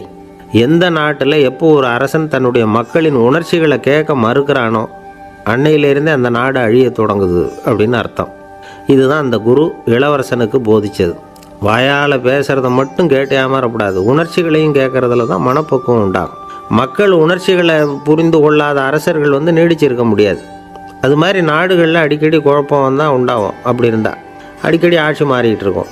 அப்படிப்பட்ட ஒரு தேசம், அங்கே ஒரு சிறைச்சாலையில் 3 கைதிகள் பேசிக்கிட்டு இருந்தாங்க. ஒருத்தன் சொன்னான், நான் இந்த நாட்டு ராஜாவை எதிர்த்து பேசிக்கிட்டு இருந்தேன், அதனால் என்னை பிடிச்சி கொண்டாந்து இங்கே போட்டுட்டாங்க அப்படின்னா ஒருத்தன். இன்னொருத்தன் சொன்னான், நான் இந்த நாட்டு ராஜாவை ஆதரித்து பேசிக்கிட்டு இருந்தேன், அதனால் என்னை பிடிச்சி கொண்டாந்து இங்கே தள்ளிவிட்டாங்க அப்படின்னா. அது சரி, நீ என்ன தப்பு பண்ண அப்படின்னு சொல்லி 3வது ஆளை பார்த்து இவங்க கேட்டாங்க. அதுக்கு அந்த ஆள் சொல்கிறான், நான் தான் இந்த நாட்டு ராஜா அப்படின்னானா. ஒரு ஆசாமி வேகமாக ஓடிக்கிட்டு இருந்தான். ஏன் இப்படி ஓடுறேன்னு கேட்டார் இன்னொருத்தர். அங்கே ஒரு ஆள் அடிபட்டு கிடக்கிறான், அதை பார்த்தேன், உடனே ஓடுறேன்னா. எங்கேன்னு கேட்டார். ஆஸ்பத்திரிக்குன்னா. ஒரு ஆள் அடிபட்டு கிடக்கிறத பார்த்தா உடனடியாக நாம் செய்ய வேண்டியது முதல் உதவி, அதுக்கப்புறம் தான் ஆஸ்பத்திரி. இன்றைக்கி விபத்துங்கிறது சர்வசாதாரணமாக நடந்துக்கிட்டு இருக்குது. வாகன விபத்து, வெடிகுண்டு விபத்து, தீ விபத்து, கட்டடம் சரியறது, பூகம்பம், இப்படி நிறைய நடக்குது. ஒரு விபத்தை பார்த்துட்டா நம்மளில் பல பேர் நமக்கு என்னத்துக்கு வம்புன்னு ஒதுங்கி போயிடுறதும் உண்டு. சில பேர் துணிஞ்சு கிட்ட போய் உதவி செய்கிறதும் உண்டு. அப்படி உதவி செய்ய நினைக்கிறவங்களுக்கு உபயோகப்படுற தகவல் இது. விபத்தில் காயமடைஞ்சவங்களை 3 பிரிவாக பிரிக்கலாமா. முதல் வகை கொஞ்சம் சீரியஸானது, உயிருக்கு உடனே ஆபத்து தரக்கூடியது. மூளை காயம், முகம் கழுத்து காயங்கள், இருதயம் நுரையீரல் காயங்கள், வயத்தில் உள்ளுறுப்பு காயங்கள், அதிகப்படியான இரத்தப்போக்கு, இதனால எல்லாம் பாதிக்கப்பட்டிருந்தால் அது முதல் வகை அப்படின்னு நாமளே மனசுக்குள்ளே முடிவு பண்ணிக்கணும். இவங்களுக்கெல்லாம் உடனடியாக முதல் உதவி கொடுக்கணும். தாமதப்படுத்தாமல் ஆஸ்பத்திரிக்கு கொண்டுகிட்டு போயிடணும். இப்படி கொஞ்சம் எச்சரிக்கையாக நடந்துக்கிட்டால் அவங்களில் பல பேரை காப்பாற்றி போடலாம். 2வது வகை எப்படின்னா, முதல் உதவி விரைவாக கிடைச்சா உயிர் பிழைக்கக்கூடிய மார்பு காயங்கள், கைகால் எலும்பு முறிவு, இடுப்பு முதுகெலும்பு காயம், சீரான இரத்த சேதம், இப்படிப்பட்டவங்களை 2வது வகையாக பிரிக்கணும். ஆபத்து இல்லாத சிராய்ப்புகள், சிறு காயங்கள், இரத்த உறைவுகள், இதனால் பாதிக்கப்படுறவங்க 3வது வகை. ஒருத்தர் தலையில் அடிபட்டு நினைவு விழுந்துட்டார்னு வச்சுங்க, அவருக்கு வாந்தி வர்றதுனால புறையேறி மூச்சு அடைப்பு உண்டாகும். இப்படி ஆகாமல் இருக்கிறதுக்காக தலையை ஒரு பக்கமாக சாய்ச்சி வைக்கலாம். நாடி துடிப்பையும் இதய துடிப்பையும் தொட்டு பார்க்கணும். அது குறைஞ்சிருந்தாலும் சரி, நின்று இருந்தாலும் சரி, அவர் மார்பை வந்து நிமிஷத்துக்கு 80 தடவை உள்ளங்கையால் அழுத்தி இதய துடிப்பை வந்து மீட்கிறதுக்கு உதவி பண்ணணும். கழுத்தில் காயம்பட்டாலும் ஆபத்து அதிகம். கழுத்துக்கு அடியில் ஒரு துண்டை மடித்து வைக்கலாம். 2 பக்கமும் சின்ன தலையணை அல்லது துணி மடிப்புகளை வச்சு கழுத்தை அதிகமாக அசையாமல் பார்த்துக்கலாம். முதுகெலும்பு முறிஞ்சிருக்குமோ அப்படிங்கிற சந்தேகம் இருந்ததுன்னா அவரை அதிகமாக அசைய விடக்கூடாது. அதிகமாக அசைஞ்சால் தண்டு இடத்துல பாதிப்பு ஏற்பட்டு கை கால் விளங்காமல் போயிடும். அவரை ஒரு கனமான போர்வை இல்லைன்னா பாயில் படுக்க வச்சு 4 பேர் மெதுவாக தூக்கி மருத்துவ உதவிக்கு அனுப்பி வைக்கலாம். கையெலும்பு முறிஞ்சிருந்தால் முறிஞ்ச பாகத்தை உடம்போடு சேர்த்து அசையாமல் கட்டி போடலாம். கால் எலும்பு முறிஞ்சிருந்தால் மற்ற காலோடு சேர்த்து கட்டி போடலாம். முறிஞ்ச பாகம் தொங்காமல் பார்த்துக்கணும். அப்போ தான் வீக்கம் உண்டாகாமல் இருக்கும். வெட்டு காயம், குண்டடிப்பட்ட காயம் இதிலெல்லாம் ரத்தப்போக்கு அதிகமாக இருக்கும். ரத்தம் வெளியேற ஆபத்து அதிகம். சுத்தமான துணியை பல மடிப்புகளை மடித்து காயத்தின் மேலே வச்சு அழுத்தமாக ஒரு 10 நிமிஷம் பிடிச்சிக்கணும். ரத்தம் நின்ன உடனே காயத்துக்கு கட்டு போடலாம். சில சமயம் காயம்பட்ட பாகத்தை உயரமாக தூக்கி பிடிச்சிக்கிட்டா தான் ரத்த கசிவு நிற்கும். இந்த விவரங்களையெல்லாம் கொஞ்சம் மனசில் வாங்கி வச்சுக்கிட்டோம்னா சமயத்தில் உதவும். ஏன்னா இந்த காலத்தில் விபத்து வந்து எந்த ரூபத்தில் எப்போ வரும்னு யூகிக்கவே முடியல. நண்பர் ஒருத்தர் சொன்னார், நேற்றுக்கு பாருங்கள் சார், என் கண்ணு முன்னாடியே ஒரு சின்ன விபத்து நடந்ததுன்னார். என்னன்னு விசாரித்தோம். ஒரு பஸ்ஸில் வந்துக்கிட்டு இருந்தேன். அந்த பஸ்ஸில் பின்பக்கம் படி ஓரமாக நின்றுக்கிட்டு இருந்த ஒருத்தர் ரோட்டில் விழுந்துட்டார். டிரைவர் அதை கவனிக்கலை, நிறுத்தாமல் அவர் பாட்டுக்கு போகிறாருன்னார். கண்டக்டர் உடனே விசில் கொடுத்து பஸ்ஸை நிறுத்த வேண்டியது தானே அப்படின்னோம்.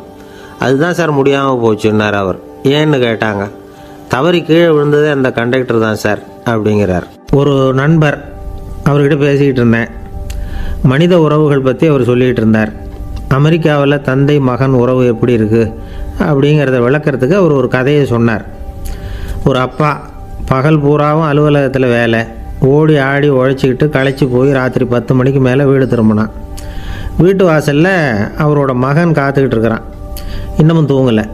அப்பா வாசல்லையே தடுத்து நிறுத்தி, அப்பா உனக்கு சம்பளம் எவ்வளவு அப்படின்னு கேட்குறான். ஏற்கனவே ஆஃபீஸ் பிரச்சனைகளால் அழுத்து போய் திரும்புகிற அப்பாவுக்கு கோவம் வந்துடுது. என்னடா இப்படிலாம் கேளுன்னு உங்கள் அம்மா உனக்கு சொல்லி கொடுத்தாளா அப்படின்னு சொல்லிவிட்டு உள்ளே போய் சட்டையை கட்டி மாட்டி விட்டு குளிச்சு விட்டு மறுபடியும் வெளியில் வந்து உடையை மாற்றுகிற சமயம் அப்போ மறுபடியும் மகன் உள்ளே வந்து நிற்கிறான் அவர் முன்னாடியே. அப்பா உனக்கு எவ்வளவு சம்பளங்கிறான் மறுபடியும். அப்பாவுக்கு எரிச்சல் அதிகமாகிட்டுது. மணிக்கு $20 போதுமா அப்படின்னார். அப்படின்னா எனக்கு ஒரு $10 தர முடியுமான்னா மகன். இதுக்கு தான் என் சம்பளம் எவ்வளவுன்னு கேட்டியா? 2ஆம் வகுப்பு படிக்கிற உனக்கு எதுக்குடா $10 அப்படின்னு கத்திவிட்டு தொலைக்காட்சி பெட்டியின் முன்னாடி போய் உட்காந்துக்கிட்டு ஏதோ நிகழ்ச்சியை பார்க்க ஆரம்பிச்சிட்டார்.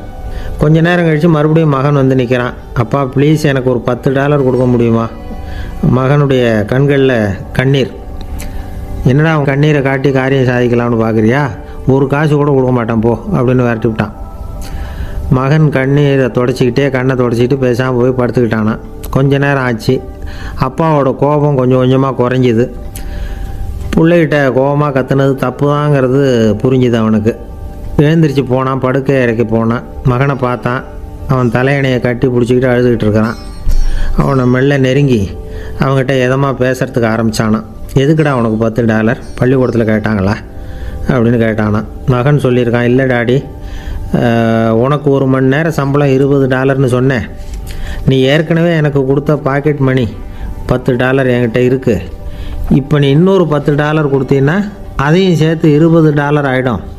அந்த $20 நான் உனக்கு கொடுத்துருவேன். அப்படி கொடுத்தா நீ என் கூட 1 மணி நேரம் செலவழிப்ப இல்லையா?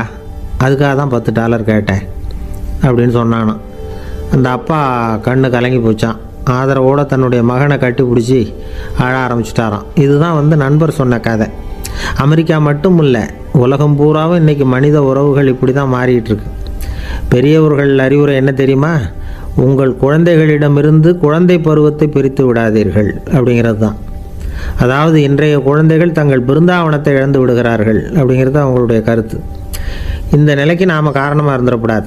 குழந்தைகளோட விளையாடுவோம், குடும்பத்தோடு உறவாடுவோம் அப்படிங்கிறது தான் நம்முடைய நோக்கமாக இருக்கணும். இன்றைய உறவு முறைக்கு இன்னொரு உதாரணம் சொல்லுவாங்க. ஒருத்தர் வந்தாராம்.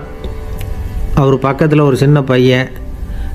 நாம் அவரை விசாரிக்கிறோம், யார் இந்த பையன் அப்படின்னா அவர் சொல்கிறார், இவன் எனக்கு தூரத்து உறவு அப்படின்னாராம். இந்த தூரத்து உறவுன்னா எப்படின்னு இருக்கான். இதுக்கு அவன் சொல்லியிருக்கிறான், இவன் எங்கள் அப்பாவுக்கு 8வது புள்ள அப்படின்னு. நானும் ஒரு ஊரில் ஒரு பெரிய ஞானி இருந்தார். அவர் படுக்கையில் இருந்தார். இன்னும் கொஞ்ச நேரம்தான் அவர் இந்த உலகத்தில் இருக்க போகிறார். அவரை சுற்றி ஏகப்பட்ட கூட்டம். ஏற்கனவே அவருடைய உபதேசங்களை கேட்டவங்க பல பேர் வந்து அவரை சுற்றி நிற்கிறாங்க. அந்த ஞானி மெதுவாக கண்ணை திறந்து பார்க்குறார்.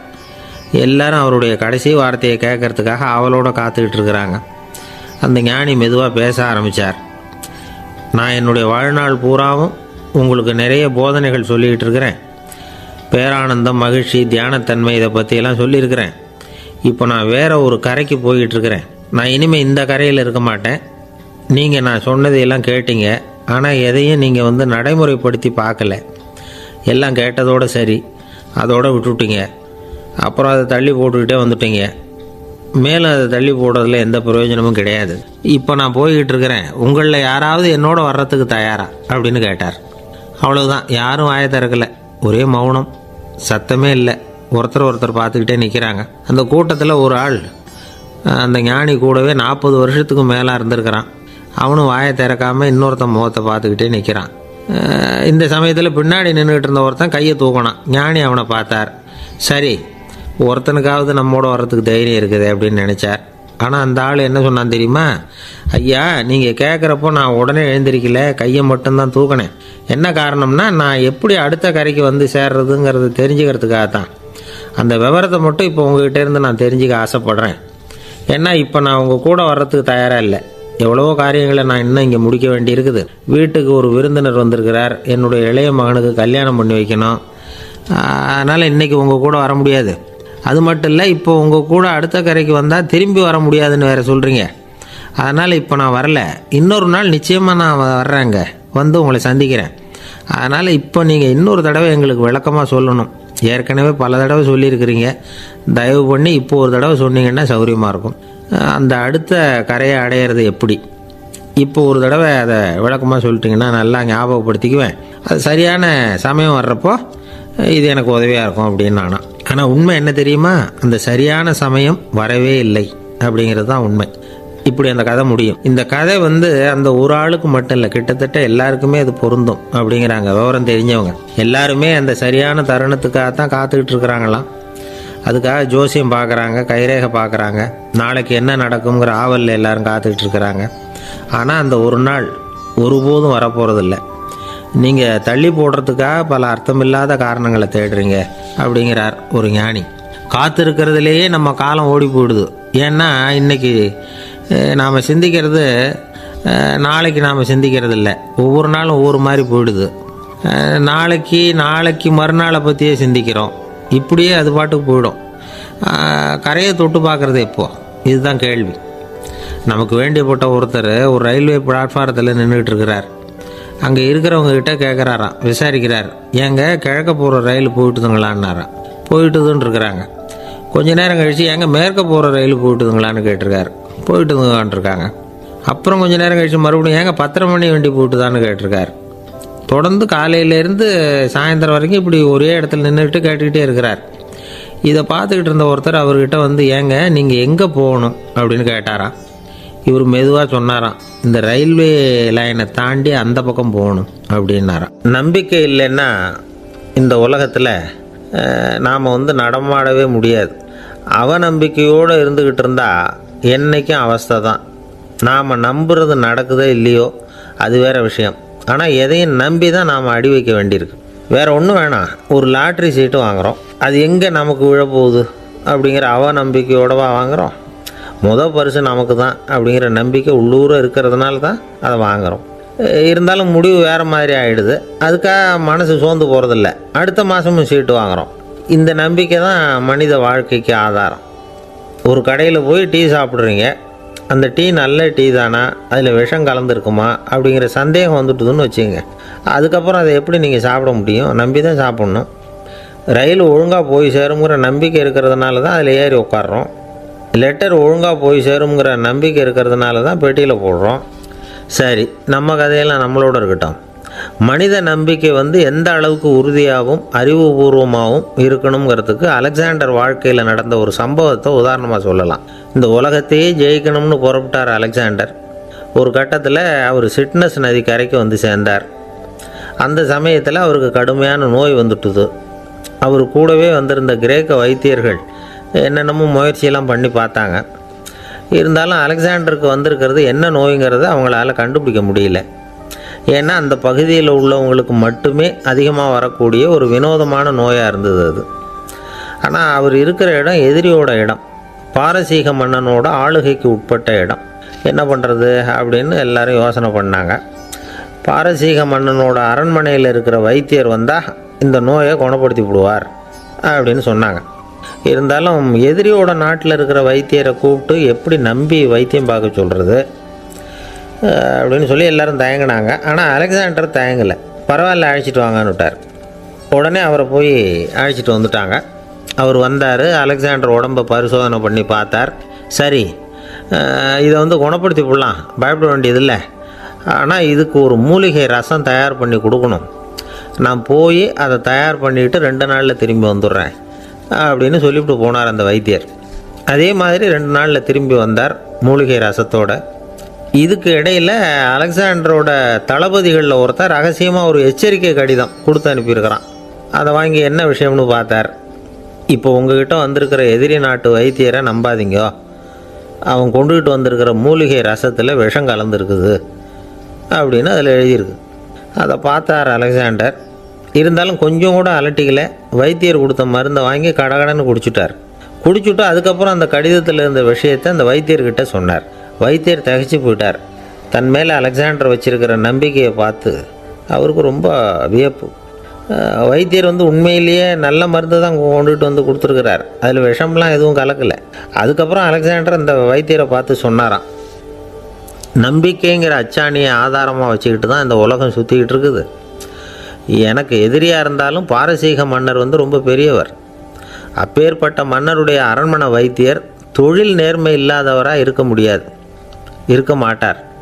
அப்படி இருந்தால் அவரை அரண்மனை வைத்தியராக வச்சிருக்கவே மாட்டாங்க அப்படின்னு நம்பினேன். என்னுடைய நம்பிக்கை வீண் போகலை அப்படின்னாராம். இதுதான் மானுட நம்பிக்கைங்கிறது. இந்த காலத்துலேயும் இது மாதிரி இந்த மானுட நம்பிக்கையை ரொம்பவும் சாமர்த்தியமாக கையாளுகிற கெட்டிக்காரங்க சில பேர் இருக்கிறாங்க. இந்த காலத்து குரு, அவருக்கு ஒரு சிஷ்யன். குரு முன்னாடி அந்த சிஷ்யன் ரொம்ப பணிவாக நின்று, குருவே, உங்கள் கையால் விஷத்தை கொடுத்தாலும் அதை வாங்கி மடமடன்னு குடிச்சிருவேன் அப்படின்னா. உன்னுடைய குரு பக்தியை மெச்சினேன் அப்படின்னார் குரு. அதுக்கு அந்த சிஷ்யன், அப்படி இல்லை குருவே, உங்ககிட்ட சிஷ்யனாக இருக்கிறத விட உங்கள் கையால் விஷத்தை வாங்கி குடிச்சு விட்றது ரொம்ப நல்லது, அதனால தான் அப்படி சொன்னேன் அப்படின்னா. ஒரு தீப்பெட்டியை பார்த்து கேட்டுதான், நாம் 2 பேரும் தானே உரசிக்கிறோம், ஆனால் நான் மட்டும் தீப்பிடிச்சி எரிஞ்சு போகிறேன், நீ அப்படியே இருக்கிறியே அப்படின்னு தான். அதுக்கு தீப்பெட்டி சொல்லியிருக்குது, உனக்கு தலையில் கணம் இருக்குது அதனால் அழிஞ்சு போகிற அப்படின்னு தான். எப்படி இருக்கு பாருங்கள் இந்த பதில். தலையில் கணம் உள்ளவங்க யாருமே சரியாக இருக்க முடியாது. எவ்வளவு பெரியவங்களாக இருந்தாலும் சரி, ரொம்ப கஷ்டம்தான் அது. கர்வங்கிறது கூடவே கூடாது.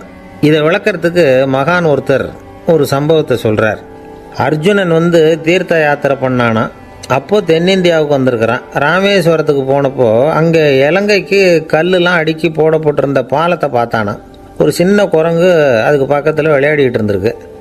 அதை பார்த்துட்டு அர்ஜுனன் சிரிச்சிருக்கான். ஏன் சிரிக்கிறேன்னு கேட்டிருக்கு அந்த குரங்கு. ராமன் மிகச்சிறந்த வில் வீரன். அப்படி இருக்கிறப்போ அவன் இலங்கைக்கு அம்புகளாலேயே ஒரு பாலம் கட்டியிருக்கலாம். அதை விட்டுட்டு போயும் உன்ன மாதிரி குரங்குகளை துணையாக வச்சுக்கிட்டு இப்படி ஒரு கருங்கல் பாலத்தை கட்டியிருக்கிறானே அப்படின்னு நானா. அம்புகளால் பாலம் கட்ட முடியுமா அப்படின்னு கேட்டு தான் குரங்கு. ஏன் முடியாது, என்னால் முடியுமேன்றிருக்கான் அர்ஜுனன். அம்பால் பாலம் கட்டலாம், இருந்தாலும் என்ன மாதிரி குரங்குகள் ஏறி நடந்தால் அது தாங்குமா? அதனால தான் ராமர் கருங்கல் பாலமே கட்டினார் அப்படின்றது குரங்கு சொல்லிச்சான். அப்படியே சொல்கிற, நான் வேணும்னா இப்போ அம்புகளாலேயே ஒரு பாலத்தை கட்டுறேன், நீ அது மேலே ஏறி நடந்து பார். பாலம் விழுந்துட்டுதுன்னா நான் தீ மூட்டி அதில் குதித்து உயிர் தியாகம் பண்ணிவிடுறேன் அப்படின்னு நான் ரொம்ப கோபமாக. உடனே அந்த சின்ன குரங்கு பெரிய உருவம் எடுத்துட்டு தான் கையில் கதையோடு அர்ஜுனன் முன்னாடி நிற்கிறான் அனுமன். பார்த்தா, என்னுடைய தலைவர் ராமரையா இழிவாக பேசுகிற, நீ இப்போ பாலம் கட்டு, நான் என்னுடைய பலத்தை காட்டுறேன் அப்படின்னா அனுமன். அர்ஜுனன் தன்னுடைய காண்டிபத்தை எடுக்கிறான், சரமாரியாக அம்புகளை விடுறான். அதெல்லாம் ஒன்றோட ஒன்று கோத்துக்கிட்டு அப்படியே பாலம் மாதிரி நிற்கிது. அர்ஜுனன் தலை நிமிர்ந்து நின்னான். அனுமன் உயர கிளம்பி அங்கேருந்து பாலத்தில் வந்து பொத்துன்னு இறங்கினான். பாலம் அப்படியே நொறுங்கி போச்சு தூள் தூளாக. என்ன அர்ஜுனா, இப்போ என்ன செய்ய போகிற அப்படின்னா ஏளனமா. அர்ஜுனன் தலையை தொங்க போட்டுக்கிட்டான். சொன்னபடி தீ மூட்டி அதில் குதிக்கிறதுக்காக 3 தடவை சுற்றி வந்தான். அப்போது கிருஷ்ணர் அங்கே வந்தார். என்ன அர்ஜுனா, என்ன நடக்குது, என்ன இது அப்படின்னு ஒன்றும் தெரியாத மாதிரி கேட்டார். அர்ஜுனன் வாயை திறக்கிறதுக்கு முன்னாடி அனுமன் வாயை திறந்தான், நடந்ததை சொன்னான். அர்ஜுனன் சவால் விட்டபடி உயிர் திறந்தே ஆகணும்னா அனுமன். கிருஷ்ணர் யோசனை பண்ணார். நல்லது, இந்த சவால் விட்டதுக்கும் நடந்ததுக்கும் யார் சாட்சி? பெரியவர் ஒருத்தரை சாட்சியாக வச்சுக்கிட்டல்லவா நீங்கள் இந்த போட்டியை நடத்தியிருக்கணும் அப்படின்னார். அதனால் என்ன, இப்போ மறுபடியும் அந்த போட்டியை நடத்திவிட்டா போச்சு, என்னால் அந்த அம்பு பாலத்தை நொறுக்க முடியாதா அப்படின்னா அனுமன். சரி, இப்போ மறுபடியும் அது நடக்கட்டும்னார் கிருஷ்ணர். அர்ஜுனன் அம்பு பாலம் அமைச்சான். அனுமன் ஏறி குதிச்சான். பாலம் அசைஞ்சு கொடுக்கவே இல்லை, அவ்வளோ உறுதியாக இருக்குது. இப்போ அனுமன் தலையை குனிஞ்சிக்கிட்டான். அர்ஜுனன் நன்றியோடு நிமிர்ந்து பார்த்தான். கிருஷ்ணருடைய தோள்கள்லேயும் முதுகள்லேயும் ரத்தம். என்ன சுவாமி, என்ன நடந்ததுன்னு நான் பதறி போய், உன் அம்பு பாலத்தை நான் தான் முட்டு கொடுத்து தாங்கிக்கிட்டு இருந்தேன். அனுமன் குதித்தப்போ என் மேலே ஏற்பட்ட காயங்கள் இவை. பின்ன உன்னுடைய அம்பு பலத்தினாலேயா பாலம் நின்றுதுன்னு நினைக்கிற அப்படின்னாரான். முதல்ல வந்து அர்ஜுனன், அப்புறம் அனுமன் 2 பேருக்குமே கர்வ பங்கம் ஆகிட்டு தான். அதாவது அவங்கக்கிட்ட இருந்த கர்வம் போயிட்டுது. யாராக இருந்தாலும் கர்வம் கூடாதுங்கிறத இதிலேருந்து நாம் புரிஞ்சுக்கணும். இந்த காலத்தில் நாமெல்லாம் எந்த விஷயத்துக்கெல்லாம் கர்வப்பட்டுருக்கோம் தெரியுமா? 2 பெண்கள் தங்களுடைய கணவன்மார்களை பற்றி ரொம்ப பெருமையாக பேசிக்கிட்டாங்களாம். அதில் ஒரு அம்மா சொல்லியிருக்கு, என் வீட்டுக்காரர்கிட்ட எந்த சப்ஜெக்ட் கொடுத்தாலும் சரி அந்த விஷயத்தை பற்றி அழகாக 1 மணி நேரம் பேசுவார் அப்படின்னாங்களாம். உடனே இன்னொரு அம்மா, அது என்ன பிரமாதம், என் வீட்டுக்காரருக்கு சப்ஜெக்டே தேவையில்லை, விஷயமே இல்லாமல் நாள் பூரா பேசிக்கிட்டு இருப்பார் அப்படின்னாங்களாம். ஒரு காடு, நல்ல மரம்லாம் செழிச்சு இருந்தது. அப்படிப்பட்ட காட்டில் ஒரு சாது இருந்தார். அவர் எப்படின்னா எப்பவும் ஒரு மரத்தடியில் உட்காந்துருப்பார். ஏன்னா அவருடைய இருப்பிடமே அதுதான். அவர் என்ன பண்ணுவார், 3 கல் வச்சுருந்தார். செங்கல் மாதிரி இருக்கும், ஆனால் அதை விட கொஞ்சம் பெருசாக இருக்கும். எதுக்கு அந்த 3 கல்லுன்னா அதுதான் அவருடைய படுக்கை. அதாவது தூங்குறப்ப ஒரு கல்லை தலைக்கு கீழே வச்சுக்குவார், இன்னொரு கல்லை இடுப்புக்கு கீழே வச்சுக்குவார், இன்னொரு கல்லை காலுக்கு கீழே வச்சுக்குவார். உடம்பை வந்து அப்படியே ஒரு தகட்டால் மூடிக்குவார், அப்படியே தூங்கி போடுவார். மழை பெய்யுதுன்னு வச்சுங்க, அவர் உடம்பு வந்து 3 கல் மேலே இருக்குதா, அதனால் தண்ணி வந்து அடியில் ஓடி போடும், உடம்பு நனையாது.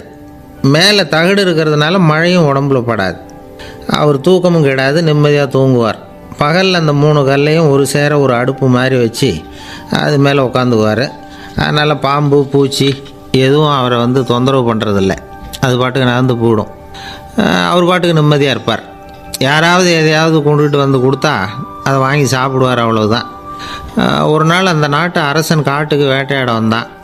அந்த வழியாக வந்தப்போ இந்த சாது படுத்துருக்கிறத பார்த்தான், பரிதாபப்பட்டான்.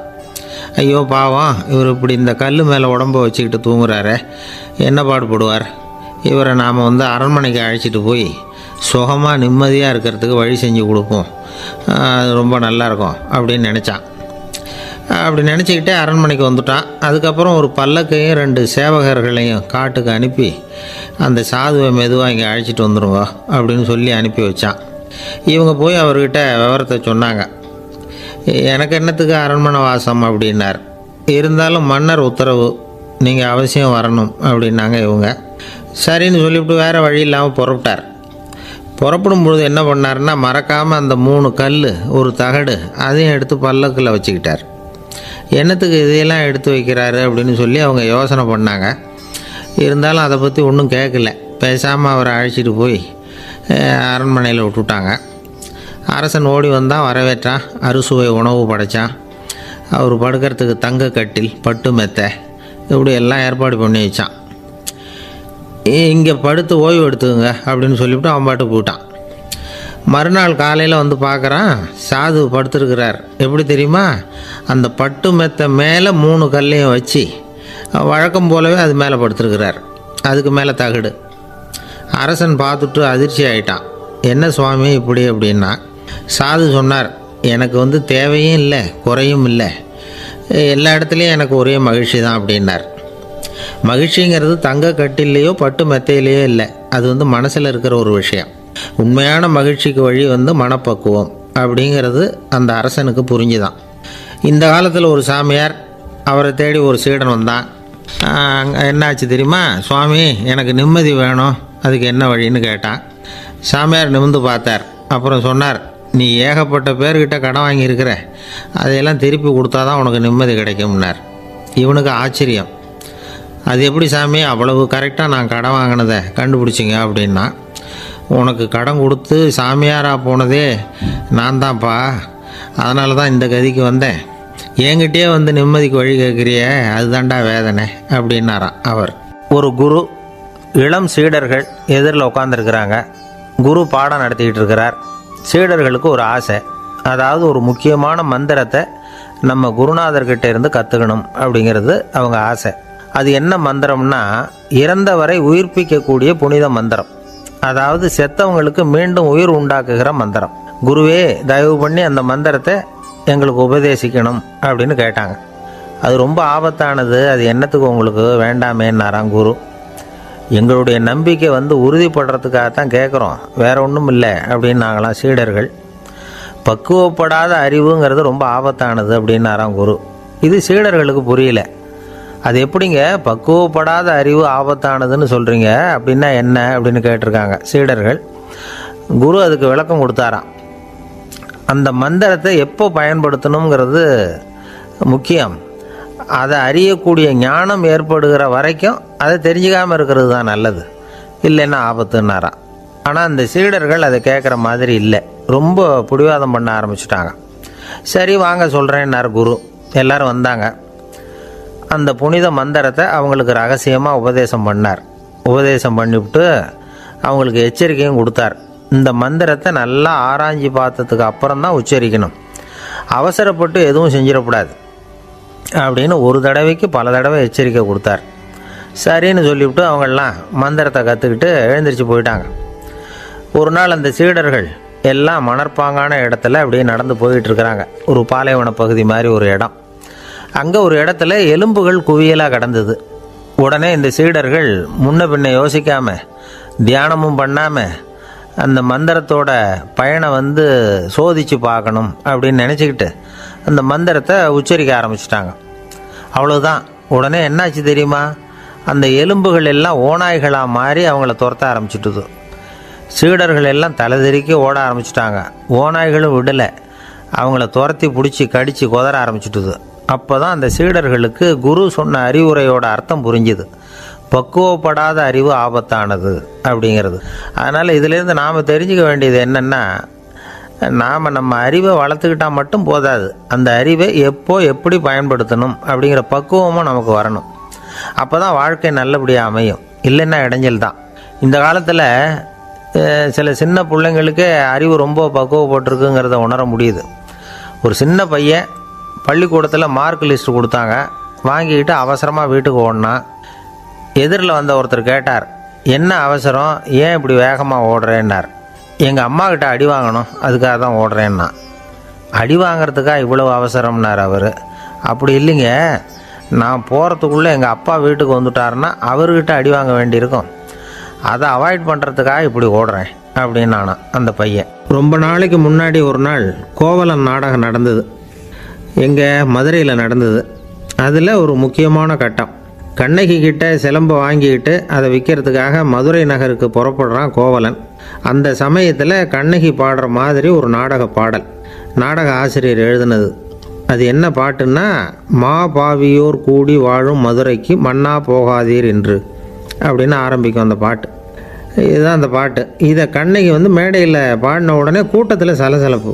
நம்ம ஊர்லேயே நமக்கு முன்னாடியே நின்றுக்கிட்டு மா பாவியோர் கூடி வாழும் மதுரை அப்படின்னு சொல்கிறாங்களே, என்ன தைரியம் அப்படின்னு எல்லாம் குழப்பம் பண்ண ஆரம்பிச்சிட்டாங்க. மக்கள் சத்தம் போட ஆரம்பிச்சிட்டாங்க. எதிர்ப்பு குரல் அது பாட்டுக்கு வர வர அதிகமாக போட்டுது.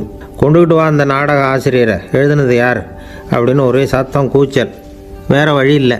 மெதுவாக மேடைக்கு வந்தார் அந்த நாடக ஆசிரியர். 4 பக்கத்திலிருந்தும் கேள்வி கணைகள். மக்களை பார்த்து கொஞ்சம் அமைதியாக இருங்கோ அப்படின்னு சொல்லிவிட்டு தன்னுடைய விளக்கத்தை சொல்ல ஆரம்பித்தார் அந்த நாடக ஆசிரியர். மா அப்படின்னு சொன்னால் திருமகளாகிய லட்சுமி அப்படின்னு அர்த்தம். பா அப்படின்னா கலைமகளாகிய சரஸ்வதி. வி அப்படின்னா மலைமகளாகிய பார்வதி.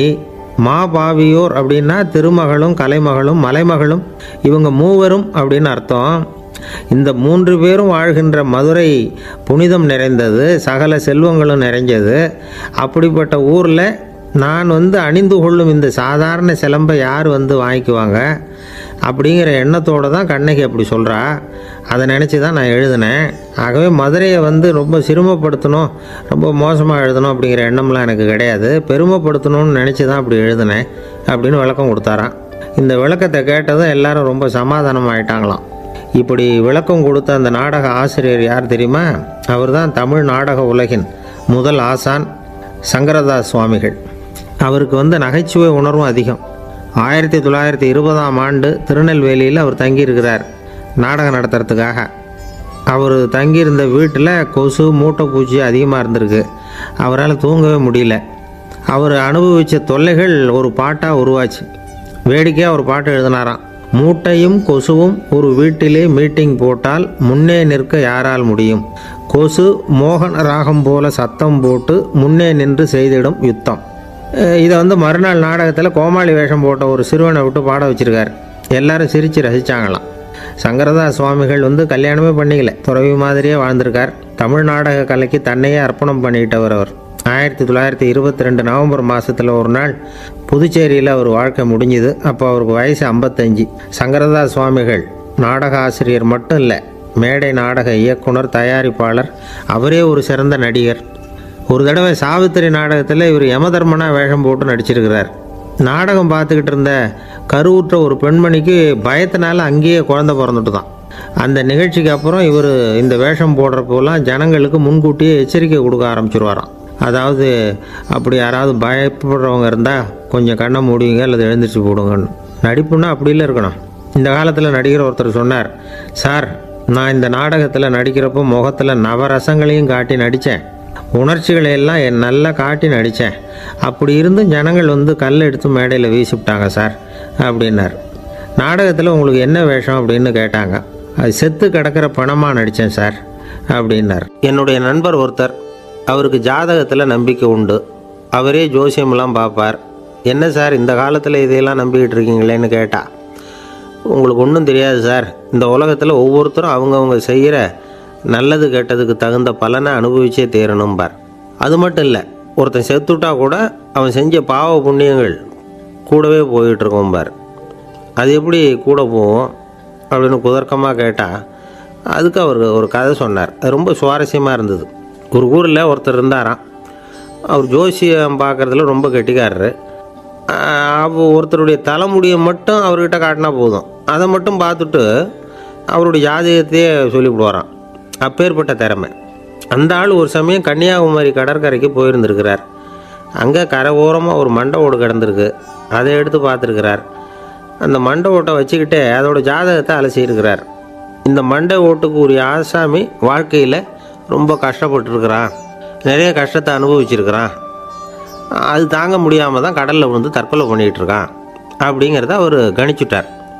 இருந்தாலும் இந்த மண்டை ஓடு இன்னமும் அனுபவிக்க வேண்டியது பாக்கி இருக்குது அப்படிங்கிறதையும் அவர் உணர்றார். அது சரி, ஒருத்தன் உயிரோடு இருக்கிற வரைக்கும் தானே நல்லது கெட்டதை அனுபவிக்க முடியும். செத்ததுக்கு அப்புறமும் பாக்கி இருக்குன்னா அதை எப்படி அனுபவிக்கிறது? இந்த மண்டை ஓட்டுக்கு இன்னும் கொஞ்சம் பாக்கி இருக்குது அப்படிங்கிறது அவருக்கு புரிஞ்சதே தவிர அதோட அர்த்தம் என்னங்கிறது அவருக்கு சரியாக விளங்கலை. சரி, இதை இன்னும் கொஞ்சம் விவரமாக ஆராய்ச்சி பண்ணி பார்ப்போம் அப்படின்னு நினச்சிக்கிட்டு அதை தன்னுடைய வீட்டுக்கு எடுத்துகிட்டு போயிட்டார். அந்த மண்டை ஓட்டை ஒரு பொட்டியில் வச்சு பூட்டினார். தன்னுடைய தனி அறையில் அதை பத்திரமா வச்சுக்கிட்டார். தினமும் ராத்திரி ஆனதும் தன்னுடைய மனைவியை பார்த்து, நீ போய் பூஜை அறையில் தனியாக படுத்துக்கோ அப்படின்னு சொல்லிவிட்டு இவர் ராத்திரி 12 மணிக்கு பொட்டியை திறந்து பார்ப்பார். மண்டை ஓடு அப்படியே இருந்ததே தவிர இன்னும் கொஞ்சம் பாக்கி இருக்குங்கிறதுக்கு அர்த்தம் அவருக்கு விளங்கலை. அந்த மண்டை ஓட்டுக்கு இன்னும் என்ன பாக்கி இருக்க போகுது? இப்படியே ஒரு 10 நாள் போச்சு. அந்த வீட்டம்மாவுக்கு சந்தேகம் வந்துட்டுது. நம்ம வீட்டுக்காரர் நம்மளை தனியாக ஏன் தூங்க சொல்கிறார் அப்படிங்கிற சந்தேகம். உடனே பக்கத்து வீட்டு அம்மாக்கிட்ட விஷயத்தை சொல்லியிருக்கிறாங்க. அந்த அம்மா உடனே நீ கவலைப்படாத, நான் கண்டுபிடிச்சி சொல்கிறேன்னு சொல்லிவிட்டாங்களாம். அன்றைக்கி ராத்திரியே ஜன்னல் வழியாக எட்டி பார்த்துருக்குறாங்க. இந்த ஆள் மண்டை ஓட்டை கையில் வச்சுக்கிட்டு அதை திருப்பி திருப்பி அப்படியும் இப்படியும் பார்த்துக்கிட்டு இருந்தது தெரிஞ்சுட்டுது. மறுநாள் காலையில் அவரோட மனைவியை பார்த்தாங்க. ஏம்மா, உன் வீட்டுக்காரருக்கு நீ முதல் மனைவியா ரெண்டாவது மனைவியா அப்படின்னு கேட்டாங்க. எனக்கு தெரிஞ்ச வரைக்கும் நான் ஒருத்தி தான் அவருடைய மனைவின்னாங்க. அப்படி இல்லை, நீ அவருக்கு ரெண்டாவது மனைவி. முதல் மனைவியின் மண்டை ஓடு தான் அவர் கையில் இருக்குப்போ, அதை தான் அவர் தினமும் ராத்திரியில் எடுத்து பார்த்துக்கிட்டு இருக்கிறாரு அப்படின்னு விட்டாங்க அந்த அடுத்த வீட்டம்மா. அப்படியா விஷயம்னு சொல்லிவிட்டு கணவன் வீட்டில் இல்லாத நேரமாக பார்த்து அந்த மண்டை ஓட்டை எடுத்து கொண்டாந்து ஒரு உரலில் போட்டு உலக்கையால் குத்தி நொறுக்க ஆரம்பிச்சுட்டுது அந்த அம்மா. வெளியே போயிருந்த அந்த ஆள் அப்போ தான் உள்ளே நுழைஞ்சார். மண்டை ஓடு உலக்கைக்கிட்ட குத்து வாங்கிட்டு இருக்கு. அது அனுபவிக்க வேண்டியது இன்னும் கொஞ்சம் பாக்கி இருக்குது அப்படிங்கிறதுக்கான அர்த்தம் எனக்கு இப்போ தான் புரிஞ்சுதுன்னாராம் அவர். இந்த கதையிலேருந்து நாம் இன்னொரு நீதியையும் புரிஞ்சுக்கணும். அதாவது நம்ம வீட்டை பற்றி நமக்கு தெரியாததெல்லாம் அடுத்த வீட்டுக்காரங்களுக்கு நல்லா தெரியும். ஆஸ்மாவுக்கும் மனசுக்கும் சம்பந்தம் உண்டு. தீர்வு காண முடியாத மன போராட்டங்கள் எல்லாத்துக்கும் அடுத்தவங்களையே சார்ந்து இருக்கிற மனநிலை, இதெல்லாம் ஆஸ்மாவினுடைய தீவிரத்தை வந்து அதிகப்படுத்திடும். பயம், இது எப்படின்னா என்ன நடக்குமோங்கிற பதற்ற நிலை, அப்புறம் இந்த பயம் இதெல்லாம் வந்து சுவாசித்தலை வந்து அதிகரிக்க செய்யுது இல்லையா? இதனால் இரத்தத்தின் காரத்தன்மை அதிகமாகி நோயின் தீவிரமும் அதிகமாகுது. மனப்போராட்டம், மனக்கவலை, மன இறுக்கம் இதெல்லாம் வந்து தோல் வியாதியை தூண்டி விடுதான். இது மாதிரி இன்னும் எவ்வளவோ இருக்குது. அதனால் இன்றைக்கி நமக்கு தேவை என்னென்னா மன வலிமை, மலர்ந்த முகம். இது ரெண்டும் இருந்துட்டுதுன்னா பலவிதமான நோய்கள் நம்மக்கிட்ட நெருங்கி வராது. டாக்டர், என்ன நெருங்காமல் இருக்கிறதுக்கு நான் ஒரு காரியம் பண்ணுறேன் அப்படின்னார் ஒருத்தர். அவர் என்ன அர்த்தத்தில் சொன்னார்னா, டாக்டர் வந்து அவரை நெருங்காமல் இருக்கிறதுக்கு அவர் ஒரு காரியம் பண்ணுறாராம். நண்பர்கிட்ட சொன்னார். நண்பர் கேட்டார், அது என்ன காரியம் பண்ணுற அப்படின்னு கேட்டார். தினம் ஒரு ஆப்பிள் பழம் சாப்பிட்றேன்னார் அவர். ஏன்னா ஆங்கிலத்தில் ஒரு பழமொழி சொல்லுவாங்கள்ல, an apple a day keeps doctor away அப்படிம்பாங்க. ஒரு ஆப்பிள் பழம் சாப்பிட்டா டாக்டர் விலகியே இருப்பார், டாக்டர்கிட்ட போக வேண்டிய அவசியம் இருக்காது அப்படிங்கிறதுக்காக அந்த பழமொழி சொல்கிறது. என்ன, நான் யாருமே நெருங்காமல் இருக்கிறதுக்கு நான் ஒரு காரியம் பண்ணுறேன்னார் இன்னொருத்தர். டாக்டர் நெருங்காமல் இருக்கிறதுக்கு ஆப்பிள் பழம் சாப்பிட்றேன்னார் அவர். என்னை யாருமே நெருங்காமல் இருக்கிறதுக்கு நான் ஒரு காரியம் பண்ணுறேன்னார் இன்னொருத்தர். அது என்னன்னு கேட்டோம். தினம் ஒரு பூண்டு சாப்பிட்றேன்னார். ஏ கார்லிக் எ டே கீப்ஸ் எவ்ரிபடி அவே அப்படின்னு அதுக்கு ஒரு புது விளக்கமும் கொடுத்தார். காசி மாநகரத்தை பிரம்மதத்தன் அப்படிங்கிற ராஜா ஆட்சி பண்ணிட்டு வந்தார். அவர் ஒவ்வொரு வருஷமும் ஒரு திருவிழா நடத்துறது வழக்கம். எல்லா தேசத்திலிருந்தும் எல்லா வகையான ஜனங்களும் அதில் வந்து கலந்துக்குவாங்க. ஒரு சமயம் அது மாதிரி விழா நடந்துக்கிட்டு இருந்தது. வைகுண்டத்திலேருந்து தேவலோகத்திலேருந்து நிறைய தேவகுமாரர்கள்லாம் காசி நகருக்கு அப்போது வந்திருந்தாங்க. அதில் முக்கியமாக ஒரு 4 தேவகுமாரர்கள். அந்த 4 பேரையும் சுற்றி ஏகப்பட்ட கூட்டம். அப்படி என்ன விசேஷம் அவங்கக்கிட்ட அப்படின்னா, மற்றவங்களை விட அவங்க முகம் அழகாக இருந்ததா அப்படி பார்த்தா அப்படியும் இல்லை. அவங்க அணிஞ்சிருந்த மலர் மாலைகள் தான் அதுக்கு காரணமாக. அந்த மலர்கள்லேருந்து அப்படி ஒரு அபூர்வமான நறுமணம். இதுக்கு முன்னாடி இப்படி ஒரு நறுமணத்தை அந்த ஊர் ஜனங்க அனுபவிச்சதே இல்லை. அதுதான் அந்த 4 பேரையும் சுற்றி கூட்டம். எல்லோரும் கேள்வி கேட்க ஆரம்பித்தாங்க. உடனே அந்த 4 தேவகுமாரர்களும் எல்லாருக்கும் தெரியும்படியாக வானத்தில் எழும்பி கொஞ்சம் உயரமாக நின்றுக்கிட்டாங்க. கீழே நின்றுக்கிட்டு இருந்த அரசன்லேருந்து ஆண்டி வரைக்கும் ஒருத்தர் பாக்கி இல்லாமல் ஒரே குரலில் எல்லாரும் அவங்கள பார்த்து, எங்களுக்கும் இது மாதிரி மாலையை போட்டுக்கணும்னு ஆசையாக இருக்குது, அதுக்கு நீங்கள் தான் அருள் பண்ணணும் அப்படின்னு கேட்டுக்கிட்டாங்க. மாலை போட்டுக்கிறதுனா எல்லாருக்கும் ஆசையாக தானே இருக்கும். அந்த 4 தேவகுமாரர்களில் ஒருத்தர் புத்தர் பிரான். அவர் சொன்னார், பூலோகவாசிகளே, நான் சொல்கிறத கொஞ்சம் பொறுமையாக கேளுங்க. கக்காரு அப்படிங்கிற கற்பக விருஷத்தின் மலர்களால் தொடுக்கப்பட்டது இந்த மாலை. இதுக்கு நிறைய சக்தி உண்டு. எந்த காலமும் இது வாடாது, வாசனையும் குறையாது. ஆனால் இதை அணிந்து கொள்றதுக்கு சில தகுதிகள் தேவை அப்படின்னார். என்ன தகுதி அது சொல்லுங்களேன் அப்படின்னு ஏக காலத்தில் எல்லாரும் சத்தம் போட்டாங்க. தீய இயல்புகள் உள்ளவங்க, இழிந்த சிந்தனை, இழிந்த செயல் உள்ளவங்க இந்த மாலையை அணிய முடியாது அப்படின்னார். அவ்வளோதான். கூட்டத்தில் சத்தம் போட்டவங்கள்லாம் மெதுவாக அப்படி அடங்க ஆரம்பிச்சிட்டாங்க.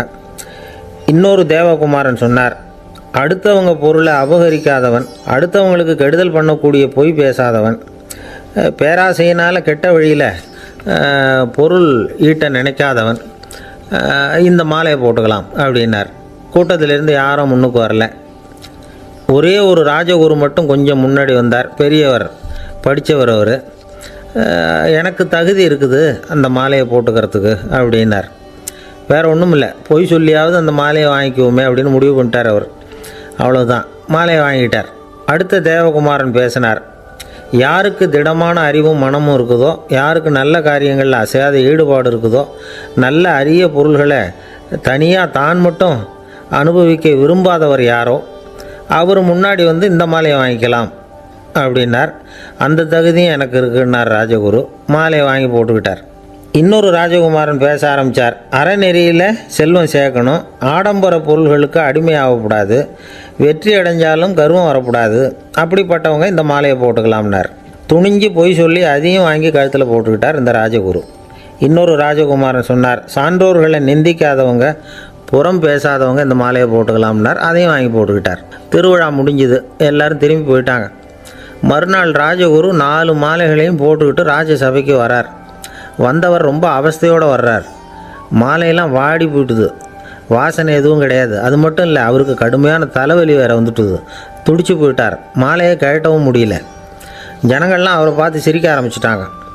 என்னத்துக்கு ஆசைப்படணும், ஏன் இப்படி கஷ்டப்படணும் அப்படின்னு. ராஜா பார்த்தார். மறுபடியும் விழாவுக்கு ஏற்பாடு பண்ணினார். தேவகுமாரர்கள்லாம் வந்தாங்க. ராஜகுரு வந்தார். மக்கள் முன்னிலையில் அவங்க காலில் விழுந்தார், மன்னிப்பு கேட்டுக்கிட்டார். இந்த மாலையை போட்டுக்கிற தகுதி எனக்கு இல்லை. தகுதி இல்லாத ஒருத்தன் தகாத தகுதியை பொய் மூலம் பெறணும்னு ஆசைப்படுறாங்களே, அவங்களுக்கெல்லாம் என்னுடைய தண்டனை ஒரு எச்சரிக்கையாக இருக்கட்டும்னார். அதுக்கப்புறம் தேவகுமாரர்கள் அவர் கழுத்தில் இருக்கிற மாலையை கழட்டினாங்களாம். அந்த மாலைகளும் பழையபடி மனம் கொடுக்க ஆரம்பிச்சுட்டு தான். இதுலேருந்து நாம் தெரிஞ்சுக்க வேண்டியது என்னென்னா, நமக்கு தகுதி இல்லாத ஒரு கௌரவம் நம்மக்கிட்ட தானாக வந்தால் கூட அதை வந்து தவிர்த்து விடுறது தான் நல்லது. அதுதான் புத்திசாலித்தனம். ஒருத்தர் வந்தார். சார், எங்கள் இலக்கிய மன்ற விழாவுக்கு நீங்கள் வந்து தலைமை தாங்கணும்னார். உடனே இவர் சொன்னார், பேச்சாளர், சார் இலக்கியத்தை பற்றி பேசுகிற தகுதி எனக்கு இல்லையே அப்படின்னார். உடனே அவர் கூப்பிட வந்தவர் சொன்னார், அந்த தகுதி உங்களுக்கு இல்லைங்கிறது எங்களுக்கும் தெரியும் சார், அதனால தான் உங்களை தலைமை தாங்க கூப்பிட்றேன் அப்படின்னார். அது சரி, தலைமைன்னா அதுக்கு இவர் என்ன தான் அர்த்தம் பண்ணுறாருன்னு தெரியல. ஒரே ஒரு ஊரில் ஒரு ராஜா இருந்தார். அவர் பேரில் மக்களுக்கு ரொம்ப மரியாதை. அவ்வளவு நல்லா ஆட்சி புரிஞ்சுக்கிட்டு வந்தார். அவருக்கு வயசாகிட்டுது. அதனால் ஒரு நாள் அமைச்சரை கூப்பிட்டார். இதை பாருங்கள், எனக்கு வயசாகிட்டுது, அதனால் இந்த அரச பொறுப்பையெல்லாம் நீங்கள் ஏற்றுக்குங்க அப்படின்னார். அதுக்கப்புறம் ராணியை கூப்பிட்டார். வா, நாம் இனிமேல் இங்கே இருக்க வேணாம், காட்டுக்கு போய் தவம் பண்ணலாம் அப்படின்னு கூப்பிட்டார். இந்த செய்தி மக்களுக்கு அறிவிக்கப்பட்டது. மக்கள் உடனே கூட்டமாக அரண்மனைக்கு வர ஆரம்பிச்சிட்டாங்க. மன்னரை போய் பார்க்குறாங்க. அரசே, தாங்கள் வந்து எங்களுக்கு தந்தை மாதிரி, நீங்கள் காட்டுக்கு போயிட்டால் நாங்கள்லாம் இங்கே எப்படி இருக்க முடியும்? எங்களுக்கெல்லாம் எந்த துன்பமும் இல்லாமல் பார்த்துக்கிட்டு வர்றீங்க. இது மாதிரியான ஒரு அரசாட்சி இல்லைன்னா மக்கள் வந்து வாழ்ந்து என்ன பயன் அப்படின்னாங்க.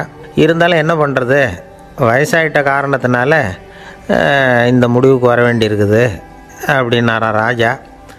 அப்படின்னா நீங்கள் காட்டுக்கு போக வேணாம், நாங்கள் போகிறோம். நாங்கள் அங்கே போய் தவம் பண்ணுறோம், வழிபாடு பண்ணுறோம். கடவுள் வருவார், அவர்கிட்ட வரம் வாங்கிட்டு வந்துடுறோம் அப்படின்னாங்களாம். அப்படி சொல்லிவிட்டு உடனே எல்லோரும் காட்டுக்கு போனாங்க. நாட்டு மக்கள் எல்லாரும் ஒட்டு மொத்தமாக வந்து காட்டில் உட்காந்துக்கிட்டு தவம் பண்ணுறதை பார்த்தார் கடவுள். உடனே புறப்பட்டு வந்தார். எல்லோரும் இப்படி வந்து உட்காந்துருக்குறீங்களே, என்ன வேணும் உங்களுக்கு அப்படின்னு கேட்டார். உடனே மக்கள் எல்லாரும் ஒரு குரலில் சொன்னாங்க, சுவாமி, எங்கள் மன்னன் ரொம்ப நாளைக்கு நல்லபடியாக இருக்கணும். அவர் வந்து மகிழ்ச்சியாகவும் உடல் நலத்தோடும் இருந்தால் தான் நாங்கள் அமைதியாக வாழ முடியும் அப்படின்னாங்க.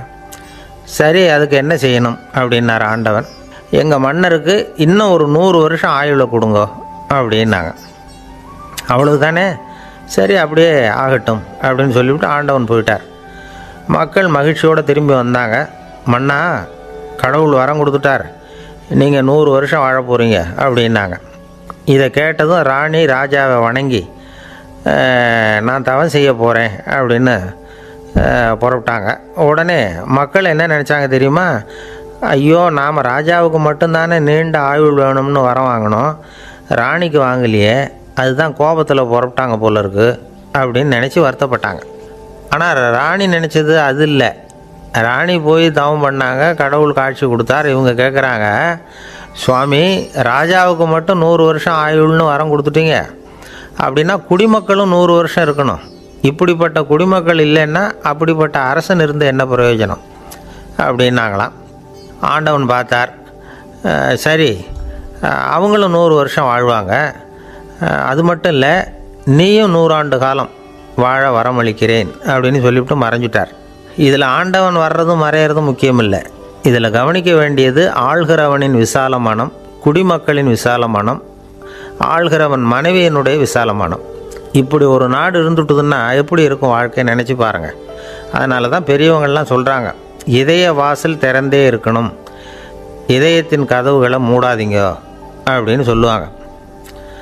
என்கிட்ட ஒருத்தர் சொன்னார், என்னுடைய இதய வாசல் எப்போவும் திறந்தே தான் இருக்குதுன்னார். எதனால் அப்படி சொல்கிறீங்க அப்படின்னு கேட்டோம். டாக்டரே சொல்லிவிட்டார், என்னுடைய இதயத்தில் ஒரு ஓட்டை இருக்குது அப்படின்னு, வால்வு சரியில்லையா அப்படிங்கிறார். அளவுக்கு மிஞ்சினால் அமிர்தமும் நஞ்சு அப்படின்னு சொல்லுவாங்க.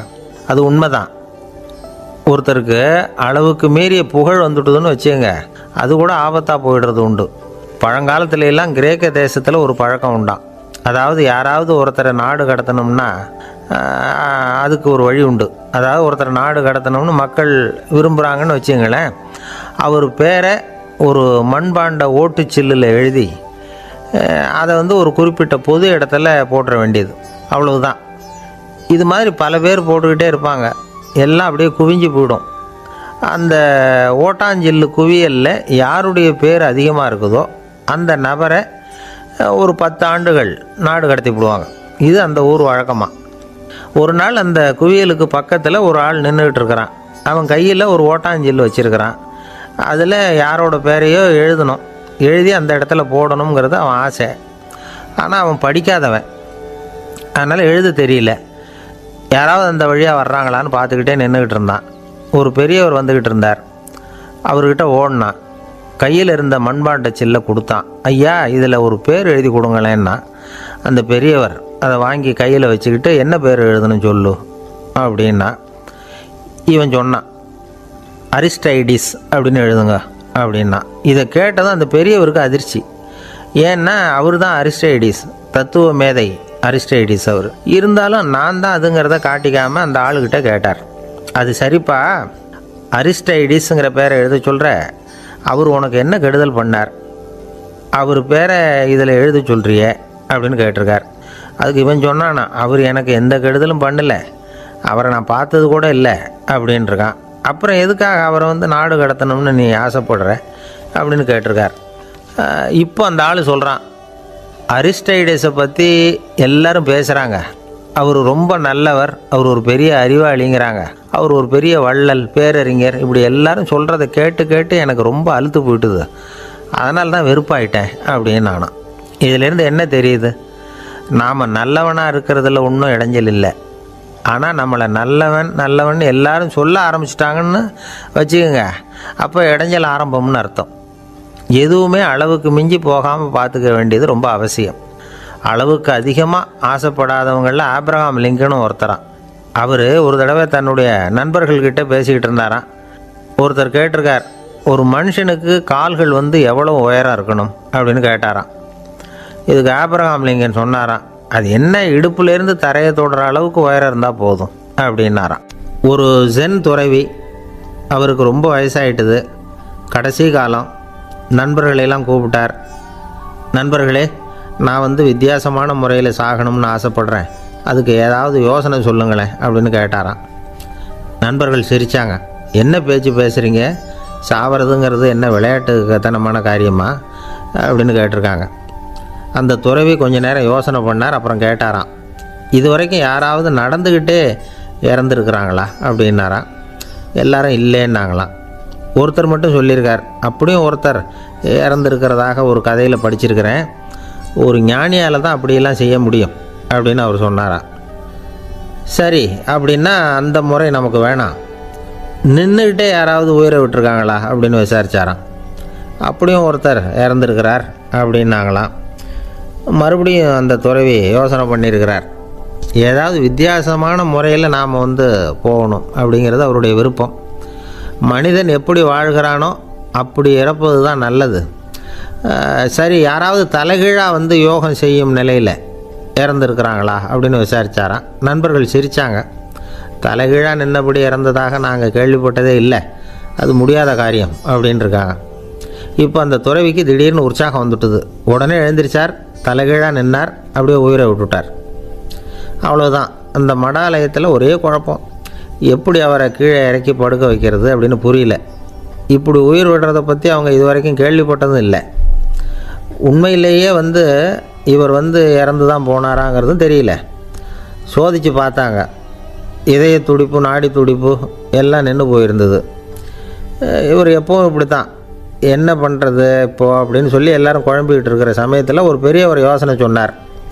இந்த துறவியோட மூத்த சகோதரி பக்கத்து மடாலயத்தில் இருக்கிறாங்க, அவங்கள இங்கே அழைச்சிட்டு வந்தால் ஏதாவது வழி கிடைக்கும் அப்படின்னார்.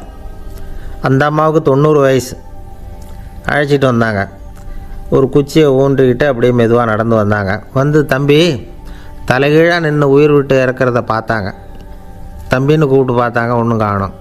உடனே என்ன பண்ணாங்க, தன்னுடைய கைத்தடியால் தம்பியோட உடலை ஒரு தட்டு தட்டினாங்க. ஏப்பா, சாகிறப்பவும் உன்னுடைய குறும்புத்தனத்தை விடலையா? இப்படியாடா சாகிறது, ஒழுங்காக செத்து தொலை அப்படின்னாங்களாம். அவ்வளவுதான். உடனே அந்த துறவி திரும்பி நேராக நின்னார். அக்கா கோவப்படாத, நான் ஒழுங்காக சாகிறேன், எப்படி செத்தா என்ன, எல்லாம் எனக்கு ஒன்று தான் அப்படின்னு சொல்லிவிட்டு அப்படியே தரையில் படுத்து உயிரை விட்டாராம். அதுக்கப்புறம் அந்த அம்மா கோலை கையில் எடுத்துக்கிட்டு அப்படியே திரும்பி கூட பார்க்காம அவங்க பாட்டுக்கு போயிட்டாங்களாம். மரணத்தை ஒரு விளையாட்டாக ஆக்கிய அந்த துறவிக்கு வாழ்க்கையே ஒரு விளையாட்டாக தான் இருந்திருக்குது. எந்த நோக்கமும் இல்லாமல் செயல்படுறதுன்னா என்னங்கிறதும் அவருக்கு தெரிஞ்சிருக்குது. பயனை எதிர்பார்க்காமல் பணி செய்து வாழ்ந்து மறைந்த மகான் அவர். தம்முடைய தொழிலை விளையாட்டு போல் செய்ய தெரிஞ்சவருக்கு வாழ்க்கையே ஒரு விளையாட்டாக மாறிடும். எல்லாமே விளையாட்டாகி விடுகிற போது மரணமும் விளையாட்டாகிவிடும் அப்படிங்கிறது தான் அந்த தத்துவம். ஆனால் அதுக்கு முன்னாடி உங்களுக்குள்ளே இருக்கிற உண்மையான நடிகனை நீங்கள் அடையாளம் கண்டுபிடிக்கணும். நீங்கள் நடிக்க வேண்டியதே இல்லை, நீங்கள் ஏற்கனவே நடிச்சுக்கிட்டு தான் இருக்கிறீங்க. நீங்கள் இந்த உண்மையை தெரிஞ்சுக்கணும், அவ்வளவுதான். இதுதான் ஞானிகளுடைய கருத்து. நீங்கள் தெருவில் நடந்து போயிட்டுருக்கிறீங்க, எதிரில் வர்றவர் உங்களை பார்த்து எப்படி இருக்கிறீங்கன்னு கேட்குறார். நல்லா இருக்கிறேங்கிறீங்க. உண்மையிலேயே நாம் நல்லா இருக்க மாட்டோம், ஏதாவது உடம்புல கோளாறு இருக்கும். ஆனால் அப்படி சொல்லுவோம், நல்லா இருக்கிறேன் அப்படின்னு. அது நடிப்பு தானே. உங்களை சந்தித்ததில் ரொம்ப மகிழ்ச்சி அப்படின்னு சொல்கிறோம்.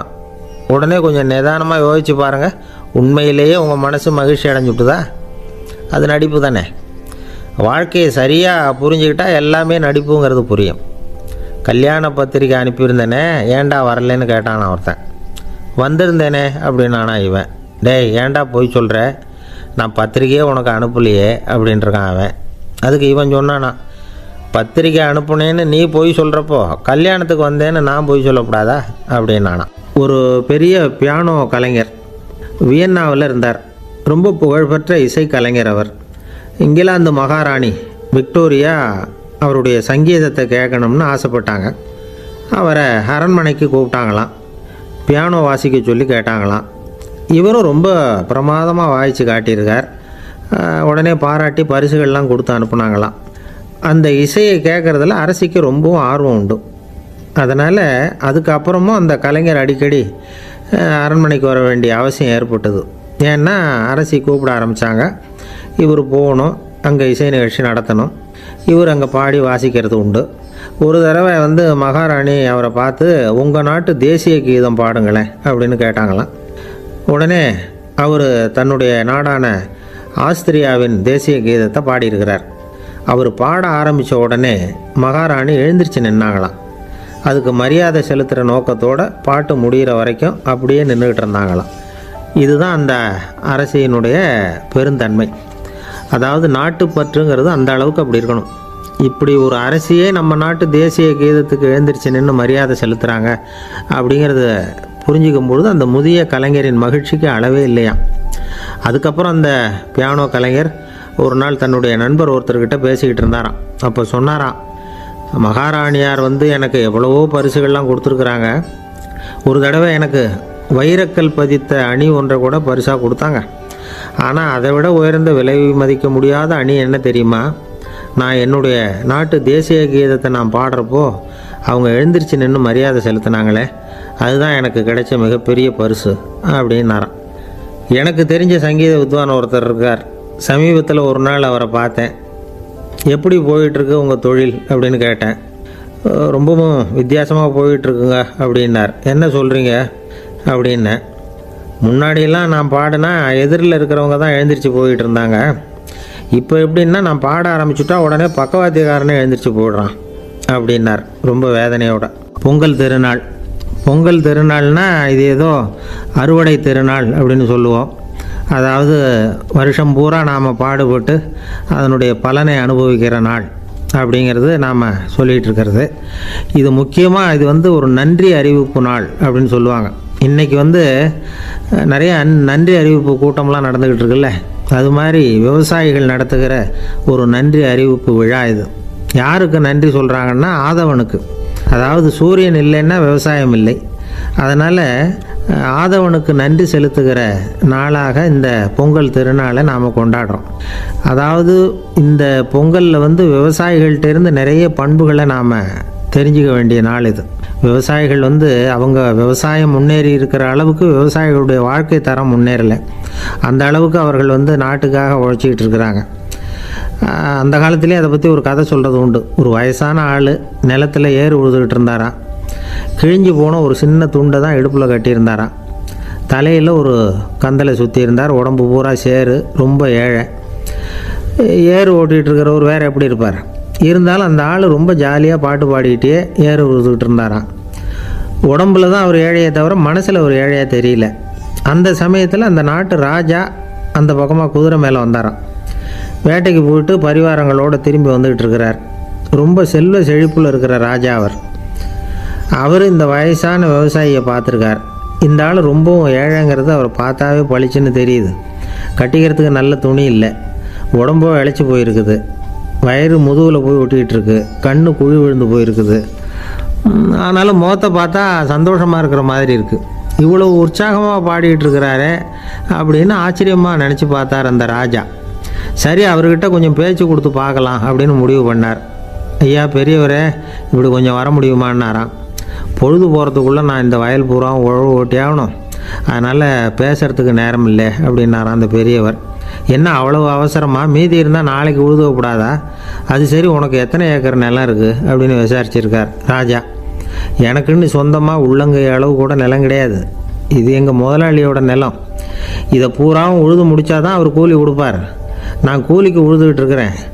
உங்ககிட்ட பேசிக்கிட்டு இருந்தால் அவருக்கு துரோகம் பண்ணது மாதிரி ஆகிடும் அப்படின்னாராம். ராஜா குதிரையை விட்டு கீழே இறங்கினார். வரப்பில் நடந்து அந்த பெரியவர்கிட்டே போனாராம். சரி, ஒரு நாள் பூரா உழுதா உனக்கு எவ்வளவு கூலின்னு கேட்டிருக்கார். 8 அணா கூலி கிடைக்கும்னாராம் அவர். இது ரொம்ப காலத்துக்கு முன்னாடி நடந்த ஒரு சம்பவங்கிறதுனால அப்போ 8 அணா கூலிங்கிறது ரொம்ப பெருசு. இருந்தாலும் அதுவும் அந்த ராஜாவுக்கு பெரிய கூலியாக தெரியல. இவ்வளவு தானா, இதை வச்சுக்கிட்டு நீ எப்படி காலம் தள்ளுற அப்படின்னாராம். ஒன்றும் கவலை இல்லை அப்படின்னாராம் அவர். ராஜாவுக்கு ரொம்ப ஆச்சரியமாக போச்சு. 8 அணா கூலி வாங்குகிற இந்த ஆள் கவலை இல்லாமல் இருக்கிறார், ஏராளமான வசதியோடு இருக்கிறன்னா கவலை இல்லாமல் வாழ முடியலையே அப்படின்னு நினச்சி பார்த்துருக்கார். அது சரி, 8 அணாவில் எப்படி குடும்பம் நடத்துகிற அப்படின்னு கேட்டாராம். எனக்கு கிடைக்கிற 8 அணாவில் 2 அணா குடும்பத்துக்கு செலவழிக்கிறேன், 2 அணா பழைய கடனுக்கு கொடுக்குறேன், 2 அணா தர்மம் செய்கிறேன், 2 அணா வட்டிக்கு கொடுக்குறேன், ஒரு குறையும் இல்லைன்னாராம். ராஜாவுக்கு ஒன்றும் புரியல. எனக்கு ஒன்றும் புரியலேன்னு இருக்கார். ஐயா, எனக்கும் என் மனைவிக்கும் 2 அணா செலவாகுது. வயசான அம்மா அப்பா இருக்கிறாங்க, சின்ன வயசில் என்னை காப்பாற்றினவங்க அவங்க. அந்த கடனுக்கு 2 அணா செலவாகுது, அது பழைய கடன். என் தங்கச்சி ஒருத்தி ஆதரவு இல்லாத நிலைமையில் தன்னுடைய மகனோட என் வீட்டில் இருக்கிறா. அவளுக்கும் அவள் மகனுக்கும் 2 அணா செலவு பண்ணுறேன், அது தர்மம்.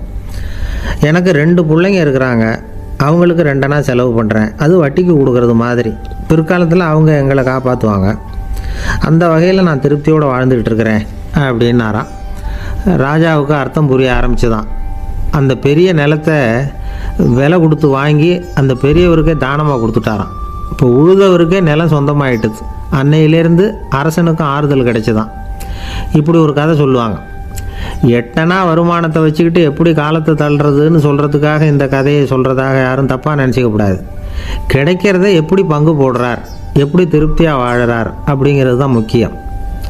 அது மாதிரி இன்றைக்கு இந்த பொங்கல் திருநாளில் உழவர்கள் மனசு மகிழ்ச்சியாக இருந்ததுன்னா அது எல்லாரும் மகிழ்ச்சியாக இருக்கிறது மாதிரி அர்த்தம்.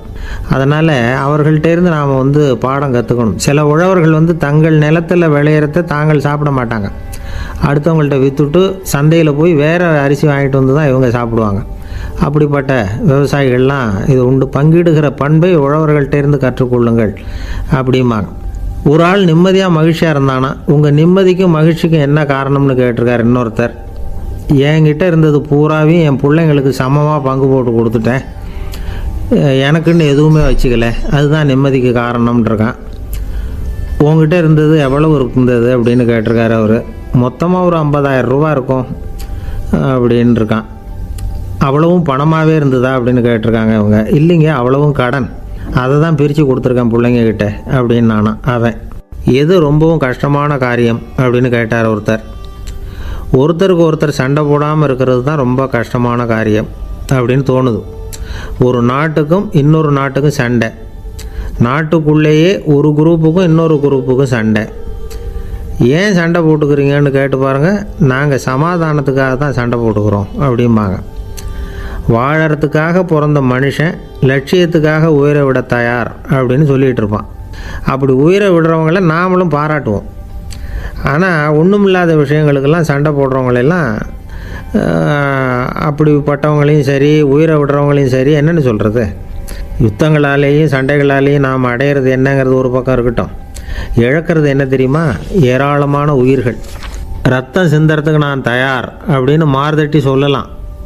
ஆனால் ரத்தம் சிந்தினா உயிர் காத்துக்கிட்டு இருக்க தயார் இல்லை. அதாவது உயிர் நமக்காக காத்துக்கிட்டு இருக்க தயார் இல்லை. இழக்கிற ரத்தத்தை ஈடுகட்டினா தான் உயிரை காப்பாற்ற முடியும். அதனால் இது சம்மந்தமாக ஆராய்ச்சி செய்கிற கட்டாயம் ஏற்பட்டு போச்சு. அதோட விளைவாக புதுசாக ஒன்றை கண்டுபிடிச்சிருக்கிறாங்க. அதுதான் செயற்கை ரத்த பொடி. இப்போ இந்த திடீர் சாம்பார் பொடி, திடீர் ரசப்பொடி, திடீர் காப்பி பொடி இப்படிலாம் சொல்கிறோம்ல, அது மாதிரி இது திடீர் ரத்த பொடி. இஸ்ரேல் ஒரு சின்ன நாடு, மக்கள் தொகை குறைச்சல், அதோட போர்கள் வேறு. அதனால் காயம்பட்டவங்களை காப்பாற்றியே தீர வேண்டிய கட்டாயம். காப்பாற்றணும்னா ரத்த இழப்பை தடுக்கணும். அப்படின்னா உடனடியாக புது ரத்தம் செலுத்தி ஆகணும். திடீர்னு ரத்தம் வேணும்னா எங்கே போகிறது? அதுவும் கிடைக்கிற ரத்தம் சேர்கிற குரூப்பாக இருக்கணும். ஒரு வேடிக்கை பார்த்தீங்களா, நான் வேறு குரூப்பு நீ வேறு குரூப்புன்னு இவன் சண்டை போடுறான். இதில் அடிப்பட்டவனுக்கு ரத்தம் கொடுக்க போனால் அதுலேயும் அது வேறு வேறு குரூப்பாக இருக்குது. அது ரத்தமும் வேறு வேறு குரூப்புன்னு சொல்லிகிட்டு இருக்குது. எந்த குரூப்பு ரத்தம் வேணும், அது உடனடியாக கிடைக்கலன்னா என்ன பண்ணுறது? இப்படிப்பட்ட கஷ்டம்லாம் நமக்கு வந்துடுது. இதுக்காக தான் விஞ்ஞானிகள் இந்த ரத்த பொடியை கண்டுபிடிச்சிருக்கிறாங்க. அதாவது ஒரு ஆள் அடிபட்டு போட்டான்னு வச்சுங்களேன், அவனுக்கு ரத்தம் கிடைக்கல, உடனே என்ன பண்ணலாம்? இந்த சுத்தப்படுத்தப்பட்ட தண்ணீரை கொஞ்சம் எடுத்துக்க வேண்டியது, அதில் இந்த ரத்த பொடியை கரைக்க வேண்டியது. இப்போ இந்த செயற்கை ரத்தம் தயாராகிட்டுது. இதை அந்த ஆள் உடம்புல ஏற்றி விட்டுற வேண்டியது. இயற்கையாக நம்ம உடம்பில் இருக்கிற ரத்தம் என்னென்ன வேலை செய்யுதோ அதே வேலையை இதுவும் செய்யும். அதாவது ஆக்சிஜனை உடம்புல எல்லா இடத்துக்கும் எடுத்துகிட்டு போகுது. அந்த வேலையை இந்த செயற்கை ரத்தமும் செஞ்சுடுது. ஆனால் ஒரு விஷயம், இந்த செயற்கை ரத்தம் ஒரு அவசரத்துக்கு தான் உபயோகப்படுத்தலாம், ஒரு முதல் உதவி மாதிரி. அதை அப்படியே நிரந்தரமாக விட்டுற முடியாது. பின்னாடி தேவையான குரூப்பு உண்மையான ரத்தம் கிடைச்ச உடனே அதை செலுத்திக்கணும். உண்மையான ரத்தத்தை 20லேருந்து 40 நாள் வரைக்கும் தான் பாதுகாக்க முடியும். அதுவும் குளிர்பதன பெட்டியில். அதுக்குள்ளே உபயோகப்படுத்தலைன்னா அது வீணாக போயிடும். இந்த ரத்த பொடி அப்படி இல்லை, எவ்வளோ நாள் வேணும்னாலும் அப்படியே வச்சுருக்கலாம். குளிர்பதன பெட்டியும் தேவையில்லை. ஆனால் ஒன்று, இது தண்ணியில் கலந்து செயற்கை ரத்தமாக ஆக்கிவிட்டா அதோட வலு 72 மணி நேரம் தான். அதாவது 3 நாள். அதுக்குள்ளே அந்த ஆசாமியை எங்கேயாவது ஆஸ்பத்திரிக்கு தூக்கிட்டு போய் உண்மையான ரத்தத்தை கொடுத்துடணும். சண்டையில் அடிபடுறவங்க, சாலை விபத்தில் அடிபடுறவங்க, இவங்களுக்கெல்லாம் அவசரத்துக்கு கை கொடுத்து உதவுறது இந்த செயற்கை ரத்த பொடி. அதுக்கப்புறம் நாம் கொடுக்குற ரத்தம் தான் அவங்கள காப்பாற்றணும். இன்றைக்கி ரத்தத்தை தானமாக கொடுக்க தயாராக இருக்கிற நல்ல உள்ளங்கள் ஏராளம். எவ்வளவு ஆக்சிடெண்ட்டு, ஆப்ரேஷன், இதில் சம்மந்தப்பட்டவங்களை காப்பாற்றுறது நாம் தானமாக கொடுக்குற ரத்தம் தானே. ஒரு ஆக்சிடெண்ட்டு, ஒரு ஸ்கூட்டர் ஒரு ஆள் மேலே மோதி விட்டுது, பார்த்து வரக்கூடாதா அப்படின்னா அந்த ஆள், நீ தான் பார்த்து நடக்கணும், ஏன்னா 20 வருஷமாக நான் அந்த ஸ்கூட்டரை ஓட்டிகிட்டு இருக்கிறேன் அப்படின்னு நானா இவன். இதுக்கு அவன் சொன்னானா, நீ தான் பார்த்து ஓட்டணும், ஏன்னா 40 வருஷமாக நான் இப்படி நடந்துக்கிட்டு இருக்கிறேன் அப்படின்னு நானா. ஒரு ஊரில் ஒரு ராஜா இருந்தார். பெரிய அரண்மனையில் தான் இருக்கிறார். எல்லா வசதியும் இருந்தது. இருந்தாலும் அவர் எல்லாரும் சொல்கிறது எப்படி தெரியுமா? பிச்சைக்கார ராஜா. அப்படி ஒரு பேர் அவருக்கு நிலச்சி போச்சு. ஜனங்களும் சரி, மற்ற தேசங்களில் உள்ளவங்களும் சரி, அவர் அந்த பேர் சொல்லியே குறிப்பிடுறது வழக்கமாக போட்டுது. இது அவருக்கு ரொம்ப கவலையாக போச்சு. என்ன இது, நம்மளை தேடி வர்றவங்களுக்கெல்லாம் நாம் சோறு போடுறோம், நம்ம புகழ்ந்து பாடல் ஏற்றி கொண்டு வர்ற புலவர்களுக்கெல்லாம் அவங்க எப்படி வந்தாலும் ஒருவேளை சோறு போடணுங்கிறது உத்தரவு. இவ்வளவுலாம் செஞ்சும் நம்மளை போய் பிச்சைக்கார ராஜான்னு எல்லாரும் சொல்கிறாங்களே, அது ஏன், எதுக்காக இப்படி சொல்கிறாங்க? இதுதான் ராஜாவுக்கு குழப்பம். சரி, இதை பற்றி நம்ம அமைச்சர்கள்கிட்ட கேட்கலாமா அப்படின்னு யோசனை பண்ணார். இந்த விஷயத்தை போய் அவங்கக்கிட்ட எப்படி கேட்குறதுன்னு அவருக்கு தயக்கமாக இருந்தது. கௌரவ குறைச்சலாக தெரிஞ்சுது அவருக்கு. சரி, சாதாரண குடிமக்கள்கிட்ட இதை பற்றி கேட்கலாமா அப்படின்னு யோசனை பண்ணார். கேட்கலாம், ஆனால் அவங்க யாரும் ராஜா முன்னாடி வந்து நின்று தைரியமாக பேசக்கூடிய அளவுக்கு இல்லை. ராஜாவோட குழப்பம் நாளுக்கு நாள் அதிகமாக போச்சு. கடைசியாக அவர் ஒரு முடிவுக்கு வந்தார். அதாவது இதை பற்றி ஒரு பிச்சைக்காரங்கிட்டே கேட்டு பார்த்துட்டா என்ன. இதுதான் அவர் பண்ண முடிவு. உடனே மாறு வேஷம் போட்டுக்கிட்டு நகர்வலம் போனார். ஒரு பிச்சைக்காரனை கண்டுபிடிச்சார். இதை பாருப்பா, நம்ம ராஜாவை எல்லாரும் பிச்சைக்கார ராஜான்னே சொல்கிறாங்களே, அதுக்கு என்ன காரணமாக இருக்கும் அப்படின்னு கேட்டார். அதுக்கு அவன் சொல்கிறான், இதுக்கான பதிலை இன்னும் ஒரு 30 நாளில் சொல்கிறேன் அப்படின்னா. உடனே இவருக்கு சந்தோஷம். உண்மையை அவங்ககிட்ட சொன்னார். நான் வேறு யாரும் இல்லை, நான் தான் இந்த நாட்டு ராஜா. இப்போ நீ என் கூடவே வந்துடு, அரண்மனையிலேயே தங்கிக்கோ. 30 நாள் கழித்து எனக்கு பதில் சொல்லிவிட்டு அதுக்கப்புறமா நீ போகலாம் அப்படின்னு சொல்லி அழைச்சிட்டு வந்துட்டார். அரண்மனையில் ஒரு மூலையில் அவன் தங்கறதுக்கு இடம் கொடுத்தார். தினம் 2 வேளையும் இவனுக்கு சோறு போடுங்க அப்படின்னு உத்தரவு போட்டார். ராஜா கொடுத்த இடத்துல போய் உக்காந்துக்கிட்டான் அந்த பிச்சைக்காரன். தினமும் அந்த அரண்மனையில் நடக்கிறதையெல்லாம் கவனிச்சிக்கிட்டு வந்தான். வேளைக்கு சாப்பாடு வரும், சாப்பிட்டுக்கிட்டு இருக்கான். இப்படி 30 நாள் முடிஞ்சுது. ராஜா வந்தார். என்ன, என்னோட கேள்விக்கு பதில் என்னன்னு கண்டுபிடிச்சிட்டியான்னார். கண்டுபிடிச்சிட்டேன்னா. என்ன எல்லாரும் பிச்சைக்கார ராஜான்னு சொல்கிறாங்களே, அது நியாயமாக படுதா உனக்குன்னு கேட்டார். நியாயமாக தான் படுது, சந்தேகம் இல்லாமல் நீங்கள் பிச்சைக்கார ராஜா தான். என்ன தான் நீங்கள் வசதியோடவும் படைபலத்தோடவும் இருந்தால் கூட நீங்கள் எங்கள் வர்க்கத்தை சேர்ந்த ஆசாமி தான் அப்படின்னு அடித்து சொல்லிவிட்டான் அந்த ஆள். ஏனால் அப்படி சொல்கிறேன்னு கேட்டார் இவர். அரசே, ஒரு உண்மையை கண்டுபிடிச்சி சொல்கிறதா நான் உங்ககிட்ட சொன்னேன். நீங்கள் ராஜ பரம்பரைன்னா உடனே உங்கள் கழுத்தில் கிடக்கிற முத்து மாலையை கழட்டி பரிசாக கொடுத்துருப்பீங்க, பொன்னையும் மணியையும் கொடுத்துருப்பீங்க. ஆனால் நீங்கள் அப்படி செய்யலை. என்னை ஒரு மூலையில் உட்கார வச்சு 2 வேளை சோறு போட சொன்னீங்க. உங்களை தேடி யார் வந்தாலும், யார் வந்து பாராட்டி பேசினாலும் அல்லது பிரச்சனைகளை சொன்னாலும் நீங்கள் செய்கிற ஒரே காரியம் சோறு போடுறது தான். பிச்சைக்காரனுக்கு சோறு மட்டும்தான் உலகம். உங்கள் விஷயத்திலையும் நீங்கள் அப்படி தான் நினைக்கிறதாக தெரியுது. நல்லா கவனிங்க. எந்த ஒரு பிரச்சனைக்கும் சோறு தான் முடிவுன்னு நினைக்கிறீங்க பாருங்கள். நீங்கள் சந்தேகமில்லாத எங்களை சேர்ந்த ஆள் தான் அப்படின்னு விட்டான் அந்த பிச்சைக்காரன். அதுக்கப்புறம் தான் அந்த ராஜா தன்னுடைய தவறுகளையெல்லாம் திருத்திக்கிட்டாராம். பசின்னு வர்றவங்களுக்கு சோறு தான் போடணும், அது தப்பு இல்லை. பாராட்ட வர்றவங்களுக்கெல்லாம் சோத்தையே போட்டு அனுப்புனா இப்படி தான் பேர் வரும். எனக்கு தெரிஞ்ச ஒருத்தர் தினமும் யாராவது ஒருத்தரை தன் வீட்டுக்கு அழைச்சிட்டு போவார், சாப்பாடு போட்டு அனுப்புவார். முன்னறிவிப்பு இல்லாமல் திடீர்னு ஒரு விருந்தாளியோட வீட்டில் போய் இவர் நிற்கிறது வழக்கம். அந்த அம்மாவும் இவருக்காக தயார் பண்ணி வச்சுருந்ததை இவர் அழைச்சிட்டு வந்திருக்கிற விருந்தாளிக்கு போட்டுருவாங்க.